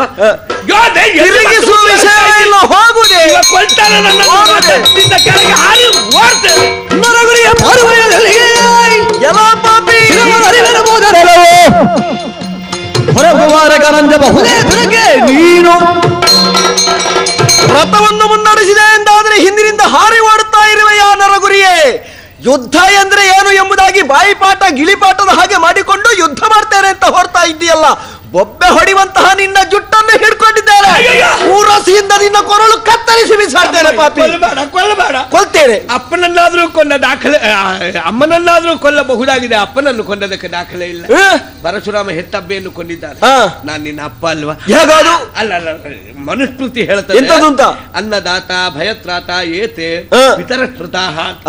ಅನ್ನ ಕೊಟ್ಟವನು ಅಪ್ಪನ ಹಾಗೆ ಅಂತೇಳಿ ನಾನು ನಿನಗೆ ನಾಲಿಗೆ ಗಟ್ಟಿದ್ದೇನೆ. ಬದುಕಿದ್ದು ಈ ಸಲ ಸಾಯ್ತೀನಿ. ನೀನು ಕೇಳಿದಾಗೆಲ್ಲ ಮುಂಗಡ ಕೊಡ್ಲಿಲ್ವಾ? 3 ತಿಂಗಳ ಸಂಬಳ ಒಟ್ಟಿಗೆ ಕೊಡ್ಬೇಕು ಹೇಳಿದಾಗ ಕೊಡಿಸ. ಅದಕ್ಕೆ ಮೂಗಿ ಕೈ ಹಾಕಿದ್ರೆ ಅನ್ನದ ಅಗಳು ಸಿಕ್ಕುವ ಹಾಗೆ ನೀನು ಉಣ್ತಾ ಇದ್ರು ನಾನು ಆಕ್ಷೇಪಿಸಿದ್ದೇನೆ. ಅಯ್ಯ, ಇಂಥ ಅನ್ನದಾತ ನನ್ನ ಅಪ್ಪನಿಗೆ ನಾನೊಬ್ಬನೇ ಮಗ. ಅವತ್ತಾಯುವಾಗ ಬಾಯಿ ನೀರು ಬಿಡಿ. ಆಗುದಿಲ್ವಾ? ನಮ್ಮ ಕೊಲ್ಲಬೇಡ. ಆಗುದಿಲ್ವಾ? ಕೊಲ್ಲಬೇಡ. ಕೊಲ್ಲಬೇಡ. ಕೊಲ್ಲುದಿಲ್ಲ. ಕೊಲ್ಲುದಿಲ್ಲ. ಅಯ್ಯಮ್ಮ, ಹೋಗ್ತೀಯಾ? ಯುದ್ಧ ಮಾಡ್ತೀಯಾ? ಯುದ್ಧ ಹರಿಸುವುದ ರಥ ನಾನು ಮಾಡುವುದಿಲ್ಲ. ಮತ್ತೆ ನನಗೆ ಜೀವದಾಸೆ ಯುದ್ಧ ರಂಗದಲ್ಲಿ ಸಾವು ಬರ್ತದೆ. ಅಯ್ಯೋ ಹೇಡಿಯೇ, ಯುದ್ಧ ಯುದ್ಧ ಎಂಬುದಾಗಿ ಬಾಯಿ ಬಿಟ್ಟು ಬಂದಂತಹ ನೀನು ದುರವನ್ನು ಎಸಗದೇ ಇದ್ರೆ ಸತ್ರ ಮತ್ತೆ ಏನಿಲ್ಲಲ್ಲ. ಸತ್ರ ಮತ್ತೆ ಏನೂ ಇಲ್ವಲ್ಲ. ಸತ್ರ ಮತ್ತೆ ಸತ್ರ ಹೋದ್ರೆ ಜೀವ ಹೋಗ್ತದೆ. ಸತ್ರೆ ಅದನ್ನೇ ಹೇಳಿದೆ. ಹೇಡಿ, ನೀನು ಮಾತಾಡ್ಲಿಕ್ಕೆ ಮಾತ್ರ ಆದಿತ್ತು, ಇನ್ನು ಕಾರ್ಯ ನಿನ್ನಿಂದ ಆಗುವುದಿಲ್ಲ. ನೀನು ಮಾಡದೇ ಇದ್ರೆ ನಾನಾದರೂ ಪೂರೈಸ್ತೇನೆ. ಅದಡ್ಡಿಲ್ಲ. ಎಂತದ್ದು? ನನಗೆ ಅರ್ಥ ಆಯ್ತು. ಏನು? ನಿಂದೆಲ್ಲೋ ಒಂದು ಹಳೆ ಹರಕೆ ಇತ್ತು. ಯಾವುದು? ಕೌರವರ ಕೈಯಲ್ಲಿ ಬೆಡ್ತೀನಿ, ಸಾಯ್ತೇನೆ. ಅದಕ್ಕಾಗಿ ಈಗ ನೀನು ತಯಾರಾಗಿದ್ದಿ. ಸಂತೋಷ. ನೀನು ಹೋಗು ಯುದ್ಧಕ್ಕೆ. ನನ್ನ ಅಡ್ಡಿ ಆತಂಕ ಅಭ್ಯಂತರ ಆಕ್ಷೇಪ ತಕರಾರು ಇದು ಇಲ್ಲ. ನಾನು ಸಾಯುವುದರಲ್ಲಿ ನಿನ್ನ ಅಡ್ಡಿ ಇಲ್ಲ. ಅಲ್ಲಪ್ಪ, ನೀನು ಯುದ್ಧ ಮಾಡುವುದಲ್ಲ. ಹಾಗಲ್ಲ, ಎದೆಗೆ ಅವಚಿದಂತಹ ಕವಚವನ್ನು ತೆಗೆದು ನಿನಗೆ ಹಾಕಿದ್ದೇನೆ. ಯಾಕೆ? ನನ್ನ ಜಾಗದಲ್ಲಿ ನೀನು, ನಿನ್ನ ಜಾಗದಲ್ಲಿ ನಾನು ನಿಲ್ತೇನೆ. ಈಗ ನಾನು ಸಾರಥ್ಯ ಮಾಡಬೇಕು. ಹೌದಾ? ನಾನು ರಥಿಕನಾಗ್ತೇನೆ, ನೀನು ಸಾರಥಿ ಆಗಬೇಕು. ಇಲ್ಲಿದ್ರೆ ಕಡಿತೇನೆ, ಇಲ್ಲದಿದ್ರೆ ಕಡಿತೇನೆ. ಒಟ್ಟಾರೆ ರಥವನ್ನು ಮುಂದೆ ಕೊಂಡು ಹೋಗುವುದಲ್ಲ. ಅಟ್ಟ ದರಿ ಇಟ್ಟ ಪುಲಿ ಆಯ್ತು. ಆಯ್ತು, ರಥ ಹಿಡಿದಿದ್ದೇನೆ. ತಿರುಗಿಸು ರಥ. ಎಲ್ಲಿಗೆ ತಿರುಗಿಸು? ತಿರುಗಿಸಿದ್ದೇನೆ. ಹಿಂದಕ್ಕೆ ಹೋಗ್ಲಿ. ಹೋಗ್ಲಿ ಹೋಗ್ಲಿ ಹೋಗ್ಲಿ. ಎಂತದದು? ಎಂತದದು? ಸ್ಮಶಾನ. ಇದು ಸ್ಮಶಾನ ಅಲ್ವಾ? ಹೌದು. ಅಪ್ಪ ಅಮ್ಮ ಜೀವಂತ ಇದ್ದಾರೆ ನಂದು. ಮತ್ತೆ ಯಾಕೆ ಸ್ಮಶಾನದ ಒಳಗೆ ಕಾಲಿಡುವ? ಸ್ಮಶಾನಕ್ಕೆ ತಂದದ್ದಲ್ಲ ನಿನ್ನನ್ನು. ಓ, ಮರ ಕಾಣ್ತದ ನಿನಗೆ? ನನಗೆ ಈಗ ವಿಷಯ ಗೊತ್ತಾಯ್ತು. ಎಂತದ್ದು ಅಂತ? ನಾನಲ್ಲ ಪುಣ್ಯಾತ್ಮ, ನಾನಲ್ಲ. ಯಾರು ನಿನಗೆ ಹೇಳಿದ್ದು ನಾನು? ಯಾರೋ ನಿನ್ನ ಅಪ್ಪನ ಕುತ್ತಿಗೆಗೆ ಹಗ್ಗ ಹಾಕಿ ಆ ಮರದಲ್ಲಿ ಜೋತ್ ಹಾಕಿದ್ರೆ ಅದನ್ನು ನಾನು ಅಂತ ತಿಳಿದು ಇತ್ಯರ್ಥ ಮಾಡ್ಲಿಕ್ಕೆ ಕರ್ಕೊಂಡು ಬಂದ. ಏ ಪಾಪಿ, ಕುತ್ತಿಗೆ ಹಗ್ಗ ತಕೊಂಡವರೆಲ್ಲ ನನ್ನ ಅಪ್ಪದಿರೇನೋ? ಮತ್ತೆ ಅದು ಹೆಣ ಅಲ್ವಾ? ಏಯ್, ಅದು ಹೆಣ ಅಲ್ವಾ? ಹೆಣದ ಆಕಾರದಲ್ಲಿ ಅದನ್ನು ಕಟ್ಟಿಟ್ಟದ್ದಷ್ಟೇ. ಆಕಾರ ಮೇಲಿನಿಂದ ಚರ್ಮದ ಹೊದಿಕೆ, ಒಳಗಿಂದ ಅದರಲ್ಲಿರುವುದು ಬಾಣಗಳು, ಶಸ್ತ್ರಾಸ್ತ್ರಗಳು. ಗೊತ್ತಾಯ್ತಲ್ಲ? ಆ ಮರವನ್ನು ಯಾರು ನೀನು? ಅಲ್ಪನಿಗೆ ಐಶ್ವರ್ಯ ಬಂದ್ರೆ ಅಪರಾತ್ರಿಗೆ ಕೊಡೆ ಬಿಡಿಸಿದ. ಎಂತದ? ನಾನೊಬ್ಬ ಸಂಬಳ ಬಟವಾಡ ಕೊಡುವ ಯಜಮಾನ. ಹೆದ್ರಿ ಖಾಲಿ ಬಿದ್ದೆ, ಈಗ ಚಾಕರಿ ಮಾಡಿಸ್ತಾನೆ ನನ್ನ ಹತ್ರ. ಮರ ಹತ್ತು. ಮರ್ಯಾದೆಯಲ್ಲಿ ಹತ್ತುತ್ತೀಯ ಅಲ್ಲ? ನಿನಗೆ ಬಿಗಿಬೇಕ. ಆಯ್ತು ಪುಣ್ಯಾತ್ಮ, ಪೆಡ್ತೀನಿ ಸಾವಿರಕ್ಕಿಂತ ಬೆದಕಿದ್ರೆ ಕಟ್ಟಕ್ಕೆ ಕೈ ಹಾಕಿ ಬಿತ್ತು. ಆದೀತು, ಹತ್ತಿದ್ದೇನೆ. ಮುಟ್ಟಿ ಏನಾಯ್ತು? ಸಾರಥಿ, ನಿನಗೆ ನನ್ನ ಮೇಲೆ ನಾನು ದ್ವೇಷ ಇದ್ರೆ ಒಂದೇ ಏಟಿಗೆ ಕತ್ತರಿಸಿ ಬಿಡು. ಎಂತದಾಗ್ತದೆ? ಇಂಥ ಹಿಂಸೆ ಕೊಡಬೇಡ. ಏನಾಯ್ತು? ನೀನು ಹೇಳಿದಾಗೆ ಮರ ಹತ್ತಿ ಹೆಣ ಮುಟ್ಟಿದ್ದೆ ತಡ ಭಕ್ಕನೆ ಬೆಂಕಿ ಎದ್ದು ನನ್ನ ಕಣ್ಣಿಗೆ ಉಪ್ಪಿನಕಾಯಿಯ ರಸ ಬಿದ್ದ ಹಾಗಾಗಿದೆ. ಅಯ್ಯೋ, ತಡಿಯೋ, ಅದಕ್ಕೆ ಮಂತ್ರ ನಾನು ಹೇಳ್ತೇನೆ. ಮಂತ್ರ? ದಶನಾಮಾಂಕಿತ ಉಳ್ಳಂತಹ ವೀರಪಾರ್ಥ ನಾಮಧೇಯಗಳನ್ನು ಹೇಳು, ಏನೂ ಆಗುವುದಿಲ್ಲ. ಕಟ್ಟವನ್ನು ಬಿಟ್ಟು. ಇದೊಂದು ವಿಚಿತ್ರಪ್ಪ. ಮಂತ್ರಕ್ಕೆ ಮಾವಿನಕಾಯಿ ಉದುರುತ್ತದೆ. ಅವನ ಹೆಸರು ಹೇಳಿದ ಕೂಡಲೇ ಬಿಟ್ಟು ಹೋಗ್ತದೆ. ಅಲ್ಲದಿದ್ರೆ ಅರ್ಜುನ ಹೇಳುವ. ಹೇಳು ಅಕ್ಕ, ನಿನ್ನ ಬಾಯಿಂದ ಬಂದದ್ದೇ ತಡ ನನ್ನ ಕಣ್ಣು ತಂಪಾಯ್ತು. ಸ್ವಲ್ಪ ಕಡಿಮೆ ಆಯ್ತಾ? ಈಗ ಆ ಹೆಣದ ಒಳಗಿಂದ ಒಂದು ಬಿಲ್ಲು, ಒಂದು ಬತ್ತಳಿಕೆ, ಎರಡನ್ನೂ ತೆಗೆದಿದ್ದೇನೆ. ಈಗ ಹಿಡ್ಕೊಂಡಿದ್ದೇನೆ. ಯಾರು ಹಾರೋ ಸಾರಥಿ ನೀನು ಹೇಳಿನ್ನು ತನಗೆಯೇ ಸಾರಥಿಯೇ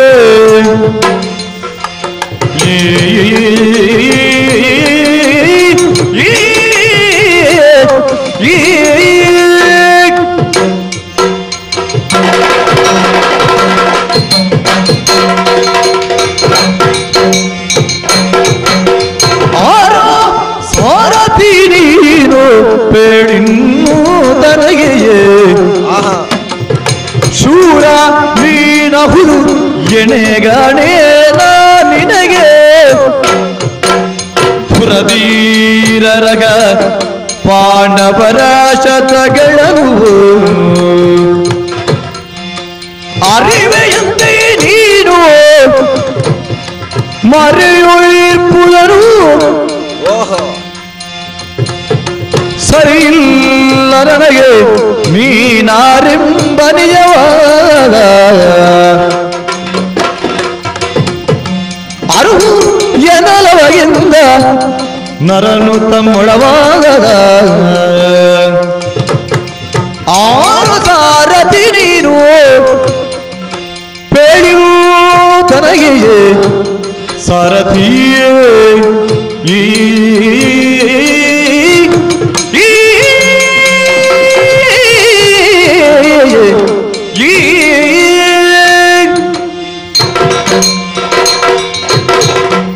ಅಯ್ಯ ಸಾರಥಿ, ಏನು ಮರ ಏರಿದ್ದೌದು ನಾನು, ಆದ್ರೆ ಕೆಳಗೆ ಇಳಿದದ್ದಲ್ಲ, ಬಿದ್ದದ್ದು. ಅಂತ ಭಾರವಾದ ಧನುಸ್ಸದು. ನಾನು ಯುದ್ಧದ ಕುರಿತಾದ ಅನನುಭವಿ ಇರಬಹುದು, ಆದ್ರೆ ಯೋಧನೊಬ್ಬನು ಹೊಂದಿರುವ ಪರಿಕರಗಳ ಕುರಿತಾದ ಅನುಭವ ಶೂನ್ಯನೇನು ನಾನಲ್ಲ. ಆದ್ರೆ ಈ ಬಿಲ್ಲು ಮನುಷ್ಯ ಮಾತ್ರದಿಂದ ಎತ್ತುವುದಕ್ಕೆ ಸಾಧ್ಯವಿಲ್ಲದೆ ಇರುವ ಅತ್ಯಂತ ಭಾರವಾದದ್ದು. ಇದರೊಂದಿಗೆ ನಾನು ಕೆಳಗಿಳಿಯಲಾರದೆ ಬಿದ್ದಿದ್ದೇನೆ. ನೀನು ಹಾಗಲ್ಲ, ಲೀಲಾಜಾಲವಾಗಿ ಅದನ್ನು ಎಡಗೈಯಿಂದ ಎತ್ತಿ ಹಿಡಿದಿದ್ದೀಯ.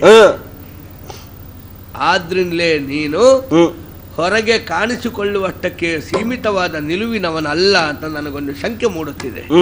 ಈ ಶಂಕೆಗೆ ಪೂರಕವಾಗಿ ಹೊರಡುವಾಗ ನಡೆದ ಒಂದು ಘಟನೆಯೂ ನೆನಪಿಗೆ ಬರ್ತದೆ. ಏನು? ನನ್ನ ತಂಗಿ ಸಾರಥಿಗೊಂದು ಕವಚ ಕೊಡೋಣ ಅಂದ್ರು. ನೀನು ಕಾಲು ಹಾಕಿದಿ, ತಲೆ ಹಾಕಿದಿ, ಕವಚ ತೊಡಲರಿಯದವನಾಗಿ ನಿಂತಿದ್ದೆ. ಆಗ ನಾನು ಬಂದು ತೊಡಿಸಿದೆ. ರಣಧರ್ಮಶಾಸ್ತ್ರದಲ್ಲಿ ಹೇಳಲ್ಪಟ್ಟಂತಹ ಒಂದು ವಾಕ್ಯ ಇದೆ, ಯುದ್ಧ ಮಾಡುವ ಯೋಧನು ತನ್ನ ದಿರುಸುಗಳನ್ನು ತಾನೇ ತೊಟ್ಟುಕೊಳ್ಳಕೂಡದು, ಇನ್ನೊಬ್ಬರು ತೊಡಿಸಿಯೇ ಅವನು ಸಿದ್ಧನಾಗಬೇಕು. ಇಲ್ಲಿಗೆ ಬಂದ ಬಳಿಕ ತಾನು ಯುದ್ಧ ಮಾಡ್ತೇನೆ ಅಂತ ಹೇಳಿದಿ. ಹಾಗಾದ್ರೆ ಯುದ್ಧ ಮಾಡುವ ಸಂಕಲ್ಪ ನಿನಗೆ ಮೊದಲೇ ಇತ್ತು. ಶಾಸ್ತ್ರಕ್ಕೆ ಅಪಚಾರ ಆಗಬಾರದು ಹೇಳಿ ಇನ್ನೊಬ್ಬರಿಂದ ಮೂಲಕ ಕವಚವನ್ನು ತೊಡಿಸಿಕೊಳ್ಳುವ ಉದ್ದೇಶವನ್ನು ಈಡೇರಿಸಿಕೊಳ್ಳುವುದಕ್ಕೆ ಕವಚ ತೊಡಲರಿಯದವನಂತೆ ನಟಿಸಿದವನು ಅಂತ ತಿಳಿತಾರೆ. ಹೇಳಯ್ಯ, ಇದು ಪಾಂಡವರ ಆಯುಧ, ಇದು ಅರ್ಜುನನ ಆಯುಧ ಎಂದು ಸ್ಪಷ್ಟವಾಗಿ ನಮ್ಮೂರ ನೆಲದಲ್ಲಿ ನಿಂತು ನಮ್ಮೂರ ಮಠಣದಲ್ಲಿರುವ ಬನ್ನಿ ಮರದಲ್ಲಿ ಶಮಿ ವೃಕ್ಷದಲ್ಲಿ ಜೋತಾಡುತ್ತಿರುವ ಹೆಣದೊಳಗೆ ಅದು ಇರುವುದು ಇದನ್ನೆಲ್ಲ ನೀನು ತಿಳಿದ ಬಗೆಯಾದರೂ ಹೇಗೆ? ಯಾರು ನೀನು? ವಂಚಿಸಬೇಡ, ಸತ್ಯವನ್ನು ಮರೆಮಾಚದೆ ಉಸು. ಮಧ್ಯಜನ ಪಾರ್ಥತಾನು ಸಾಧುವಾಗಿಗ ಕಂಕಣವನೇ ಧರ್ಮಜನು ಕಾದಿಗಿ ಜಗನ ಕೊಂದವ ಭೀಮಾತ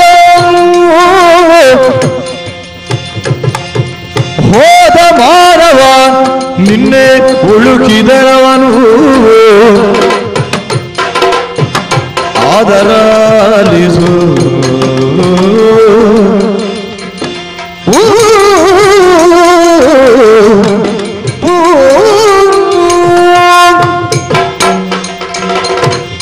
ಉತ್ತರ ಕುಮಾರ, ದೈನ್ಯ ಸ್ಥಿತಿಯಿಂದ ಕೇಳುತ್ತಿರುವಂತಹ ನಿನ್ನನ್ನು ಕಂಡಾಗ ಕನಿಕರ ಹುಟ್ಟಿದ ದೆಸೆಯಿಂದಲಾಗೆ ನನ್ನ ಪರಿಚಯವನ್ನು ನಿನಗೆ ಹೇಳುತ್ತೇನೆ. ಹಸ್ತಿನಾವತಿಯನ್ನು ಬಲ್ಲೆಯಲ್ಲ, ಅಲ್ಲಿ ಪಾಂಡವರು ಎನ್ನುವುದನ್ನು ಕೇಳಿರುವೆಯಲ್ಲ? ಹೌದು, ಹಸ್ತಿನಾವತಿಯಿಂದ ಬೇರ್ಪಟ್ಟು ಇಂದ್ರಪ್ರಸ್ಥದಲ್ಲಿದ್ದರು. ಅಂತಹ ಪಾಂಡವರಲ್ಲಿ ಹಿರಿಯನಾಗಿರುವಂತಹ ಧರ್ಮರಾಯ ಯಾರು ಬಲ್ಲೆಯ? ವನವಾಸಕ್ಕೆ ಹೋಗಿದ್ದಾನೆ ಅಂತೇಳಿ ಕೇಳಿದ್ದೇವೆ ನಾವು. ಅವ ಇಲ್ಲಿಯೇ ಇದ್ದಾನೆ. ಯಾಕವ ಇಲ್ಲಿದ್ದಾನೆ? ನಿಮ್ಮ ದೇವರ ಕೋಣೆಯಲ್ಲಿ ಪೂಜೆಯನ್ನು ಸಲ್ಲಿಸಿ ನಿನ್ನ ಅಪ್ಪನೊಡನೆ ಅನವರತವು ಜೂಜಾಟವನ್ನು ಆಡುತ್ತಾ ಇರುವಂತಹ ಕಂಕ ಸನ್ಯಾಸಿಯೇ ಯುಧಿಷ್ಠಿರ ಧರ್ಮರಾಯ. ಓಹೋ, ವನವಾಸ ಅಜ್ಞಾತವಾಸ. ಅಜ್ಞಾತಕ್ಕಾಗಿ ನಮ್ಮ ನಗರವನ್ನು ಅವಲಂಬಿಸಿದ್ದ. ಹೌದು. ಆ ಪೂಜಾ ಭಟ್ರು ಧರ್ಮರಾಯ. ಹೌದು, ಅಡುಗೆ ಮಾಡುತ್ತಿದ್ದಂತಹ ಒಲವ ಇದ್ದಾನಲ್ಲ, ಹೌದು. ನಿನ್ನ ಮಾವನಾದಂತಹ ಕೀಚಕರನ್ನು ಬಡಿದು ಕೊಂದವ ಅವ ಭೀಮಸೇನ. ಭೀಮಸೇನ ಆ, ದೇವ್ರೆ, ಆಚಿಂದಿಚ್ಚಿ ಹೋಗುವಾಗ ಅವನ ಜುಟ್ಟಿ ಕೈ ಹಾಕಿ ಎಳಿತಿದ್ದೆ ನಾನು. ನಿಮ್ಮ ಅಶ್ವಗಳನ್ನೆಲ್ಲ ಕಾಯುತ್ತಾ ಇದ್ದನಲ್ಲ, ಹೌದು. ಆತರೇ ನಕುಲ. ಸ್ವಲ್ಪ ಮುಂಚಿತವಾಗಿ ನಿನ್ನಲ್ಲಿ ಬಂದು ಗೋಗ್ರಹಣವಾಗಿದೆ ಎನ್ನುವಂತಹ ವರ್ತಮಾನವನ್ನು ತಿಳಿಹಿದವನೇ ಗೋಪಾಲಕನಾದಂತಹ ಸಹದೇವ. ನಿನ್ನ ತಾಯಿಯ ಸೇವೆಯನ್ನು ಮಾಡಿ ಸೈರೇಂದ್ರಿ ವೃತ್ತಿಯಿಂದ ಮಾಲಿನಿ ಎನ್ನುವಂತಹ ನಾಮದಿಂದ ಇದ್ದಾಳಲ್ಲ, ಅವಳೇ ಪಂಚಪಾಂಡವರ ಮಡದಿಯಾದಂತಹ ದ್ರೌಪದಿ. ಈ ಐವರಲ್ಲಿ ಮಧ್ಯಮನಾದಂತಹ ವೀರ ಪಾರ್ಥ ಯಾರು ಅಂತ ಕೇಳಿದ್ರೆ ಅದು ನಾನೇ. ಹರ ಹರ ಹರ ಹರ ಹರ ಹರ ಎನ್ನುತ್ತ ಉತ್ತರನು ಭೀತಿಯಲ್ಲಿ ಶಿರವ ಚಾಚಿದನಂದು ನರನ ಪಾದದಲ್ಲಿ ಕರವ ಮುಗಿವೆ ನಾನು ಜರುಗೆ ನಿಮ್ಮನು ಮರೆತು ರಚಿಸು ಎನ್ನುತ್ತ ಮಗುಳೆರಗಿದನು ಹೊರಗರ ರಕ್ಷಿಸು ರಕ್ಷಿಸು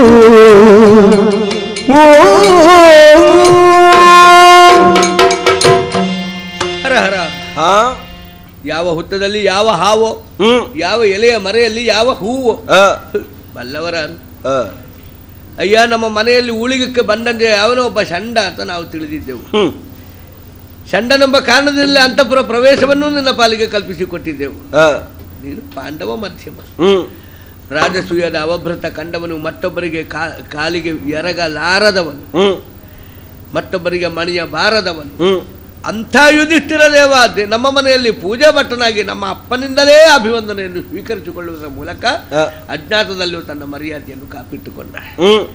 ಭೀಮಸೇನ ಅಡುಗೆ ಭಟ್ಟನಾದದ್ದು ಯಾಕೆ ಅಂತ ನನಗೆ ಈಗ ಅರ್ಥ ಆಗ್ತದೆ. ಚಕ್ರವರ್ತಿ ಸಾರ್ವಭೌಮನು ಉಣ್ಣುವಂತಹ ಅನ್ನ ಗಾಲವು ಪರೀಕ್ಷಿಸಲ್ಪಟ್ಟು ಕೊಡಲ್ಪಡಬೇಕು.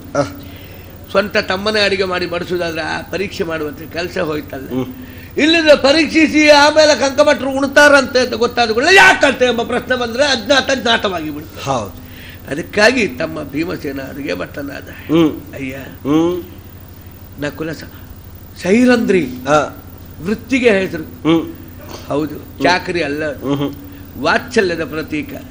ಸಾಮ್ರಾಜ್ಞಿಯ ಎತ್ತರವನ್ನು ಏರಿರಬಹುದಾದಂತಹ ದ್ರೌಪದಿ ದೇವಿ ನನ್ನ ಅಮ್ಮನ ಬಗೆಗೆ ತಳೆದ ವಾತ್ಸಲ್ಯ, ತಲೆ ಬಾಚುವುದು, ಹೂ ಮುಡಿಸುವುದು, ಕನ್ನಡಿ ತೋರಿಸುವುದು, ತವರು ಮನೆಗೆ ಬಂದಂತ ಮಗಳಿಗೆ ತಾಯಿಯಾದವಳು ಮಾಡಬಹುದಾದ ಚಾಕರಿ ಅಷ್ಟೇ. ಇದು ಪಾರ್ಥ ಬಾಯಿಗೆ ಬಂದ ಹಾಗೆ ನಿಲ್ಲಿಸಿದ್ದೆ ನಾನು. ಅಯ್ಯ, ದಯವಿಟ್ಟು ಕ್ಷಮಿಸಬೇಕು. ಕ್ಷಮಾಧನು ಕರೆಯಸ್ಯ ದುರ್ಜನ ಕಿಂ ಕರಿಷ್ಯತಿ ನಿನಗೆ ತಿಳಿದಿರುವಂತಹದ್ದು. ಗಾಂಡೀವಧಾರಿಯಾಗಿ ನೀನು ಗಾಂಡೀವಿ ಅಂತ ಕರೆಯಲ್ಪಟ್ಟವನಿರಬಹುದು. ನನ್ನ ವಿಷಯದಲ್ಲಿ ಕ್ಷಮಾಧನವನ್ನು ಧರಿಸಿದವನಾಗಬೇಕು. ಅಯ್ಯ, ಈಗ ನಿನ್ನ ಸನಿಹದಲ್ಲಿ ನಿಂತಾಗ ಹೊಸ ಸ್ಫೂರ್ತಿ. ಯಾರು ಉತ್ತರ? ನಾನೊಬ್ಬನೇ ಅಲ್ಲ, ಈ ಪ್ರಪಂಚದ ನರರೆಲ್ಲರೂ ಉತ್ತರರೇ. ಯಾಕೆಂದ್ರೆ ಈ ಉತ್ತರನಲ್ಲಿ ಎಲ್ಲ ಉಂಟು, ಆದ್ರೆ ಮಿಥ್ಯಾಜ್ಞಾನ ಆವರಣ ಆಗಿದೆ, ಆಚ್ಛಾದಿತವಾಗಿದೆ. ಮರಣ ಎನ್ನುವುದು ಈ ಹೊರಗಿನ ದೇಹಕ್ಕೆ ಸಂಬಂಧಿಸಿದ ಒಂದು ನೈಸರ್ಗಿಕ ಪ್ರಕ್ರಿಯೆ ಎನ್ನುವುದನ್ನು ನಾನು ತಿಳಿದಿಲ್ಲ. ಮರಣ ಎನ್ನುವುದು ನಮಗೆ, ನಾವು ಬೇರೆ, ನಮ್ಮ ದೇಹ ಬೇರೆ. ಈ ಯಥಾರ್ಥ ಜ್ಞಾನವನ್ನು ಹೊಂದಿದಂತ ನರ ನೀನು ಯುದ್ಧರಂಗದಲ್ಲಿ ಹೆದರಿಕೊಳ್ಳುವ ಕ್ರಮ ಇಲ್ಲ. ಈ ಮಿಥ್ಯಾಜ್ಞಾನವನ್ನು ಹೊಂದಿ ನಾನು ಹೆದರಿದ್ದೆ. ಅಯ್ಯ, ಆತ್ಮಜ್ಞಾನವಂತನಾದ ನೀನು ಆತ್ಮಜ್ಞಾನ ಸಂಪನ್ನನನ್ನಾಗಿಸಬೇಕು. ನಿನ್ನ ರಥದಲ್ಲಿ ಸಾರಥಿಯಾಗಿ ನಿಲ್ಲುವುದಕ್ಕೆ ನನಗೀಗ ಹೆಮ್ಮೆ ಅನಿಸ್ತದೆ. ಆದ್ರೆ ಒಂದು ಆಸೆ ಉಂಟು, ನಿನ್ನಂಥವನ ಸಾರಥ್ಯ ಮಾತ್ರದಿಂದ, ನಿನ್ನಂಥವನ ಆಶೀರ್ವಾದ ಮಾತ್ರದಿಂದ ಖಂಡಿತವಾಗಿಯೂ ಈ ಉತ್ತರ ಜೀವನದಲ್ಲಿ ಮಹಾರಥಿಯ ಎತ್ತರವನ್ನು ಸಾಧಿಸಬಲ್ಲ ಎಂಬ ವಿಶ್ವಾಸ ಮೂಡುತ್ತಿದೆ.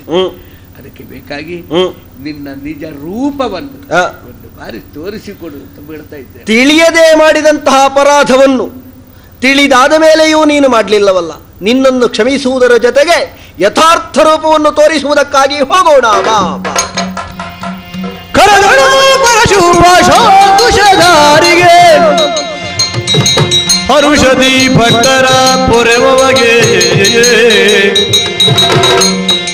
ಉರಗಭೂಷಣನ ಸುಕುಮಾರ ಗಜವದನನ ಶರಣ ಕಮಲಗೆ ಆರತಿ ಎತ್ತಿರೆ ಆರತಿ ಬೆಳಗಿರೆ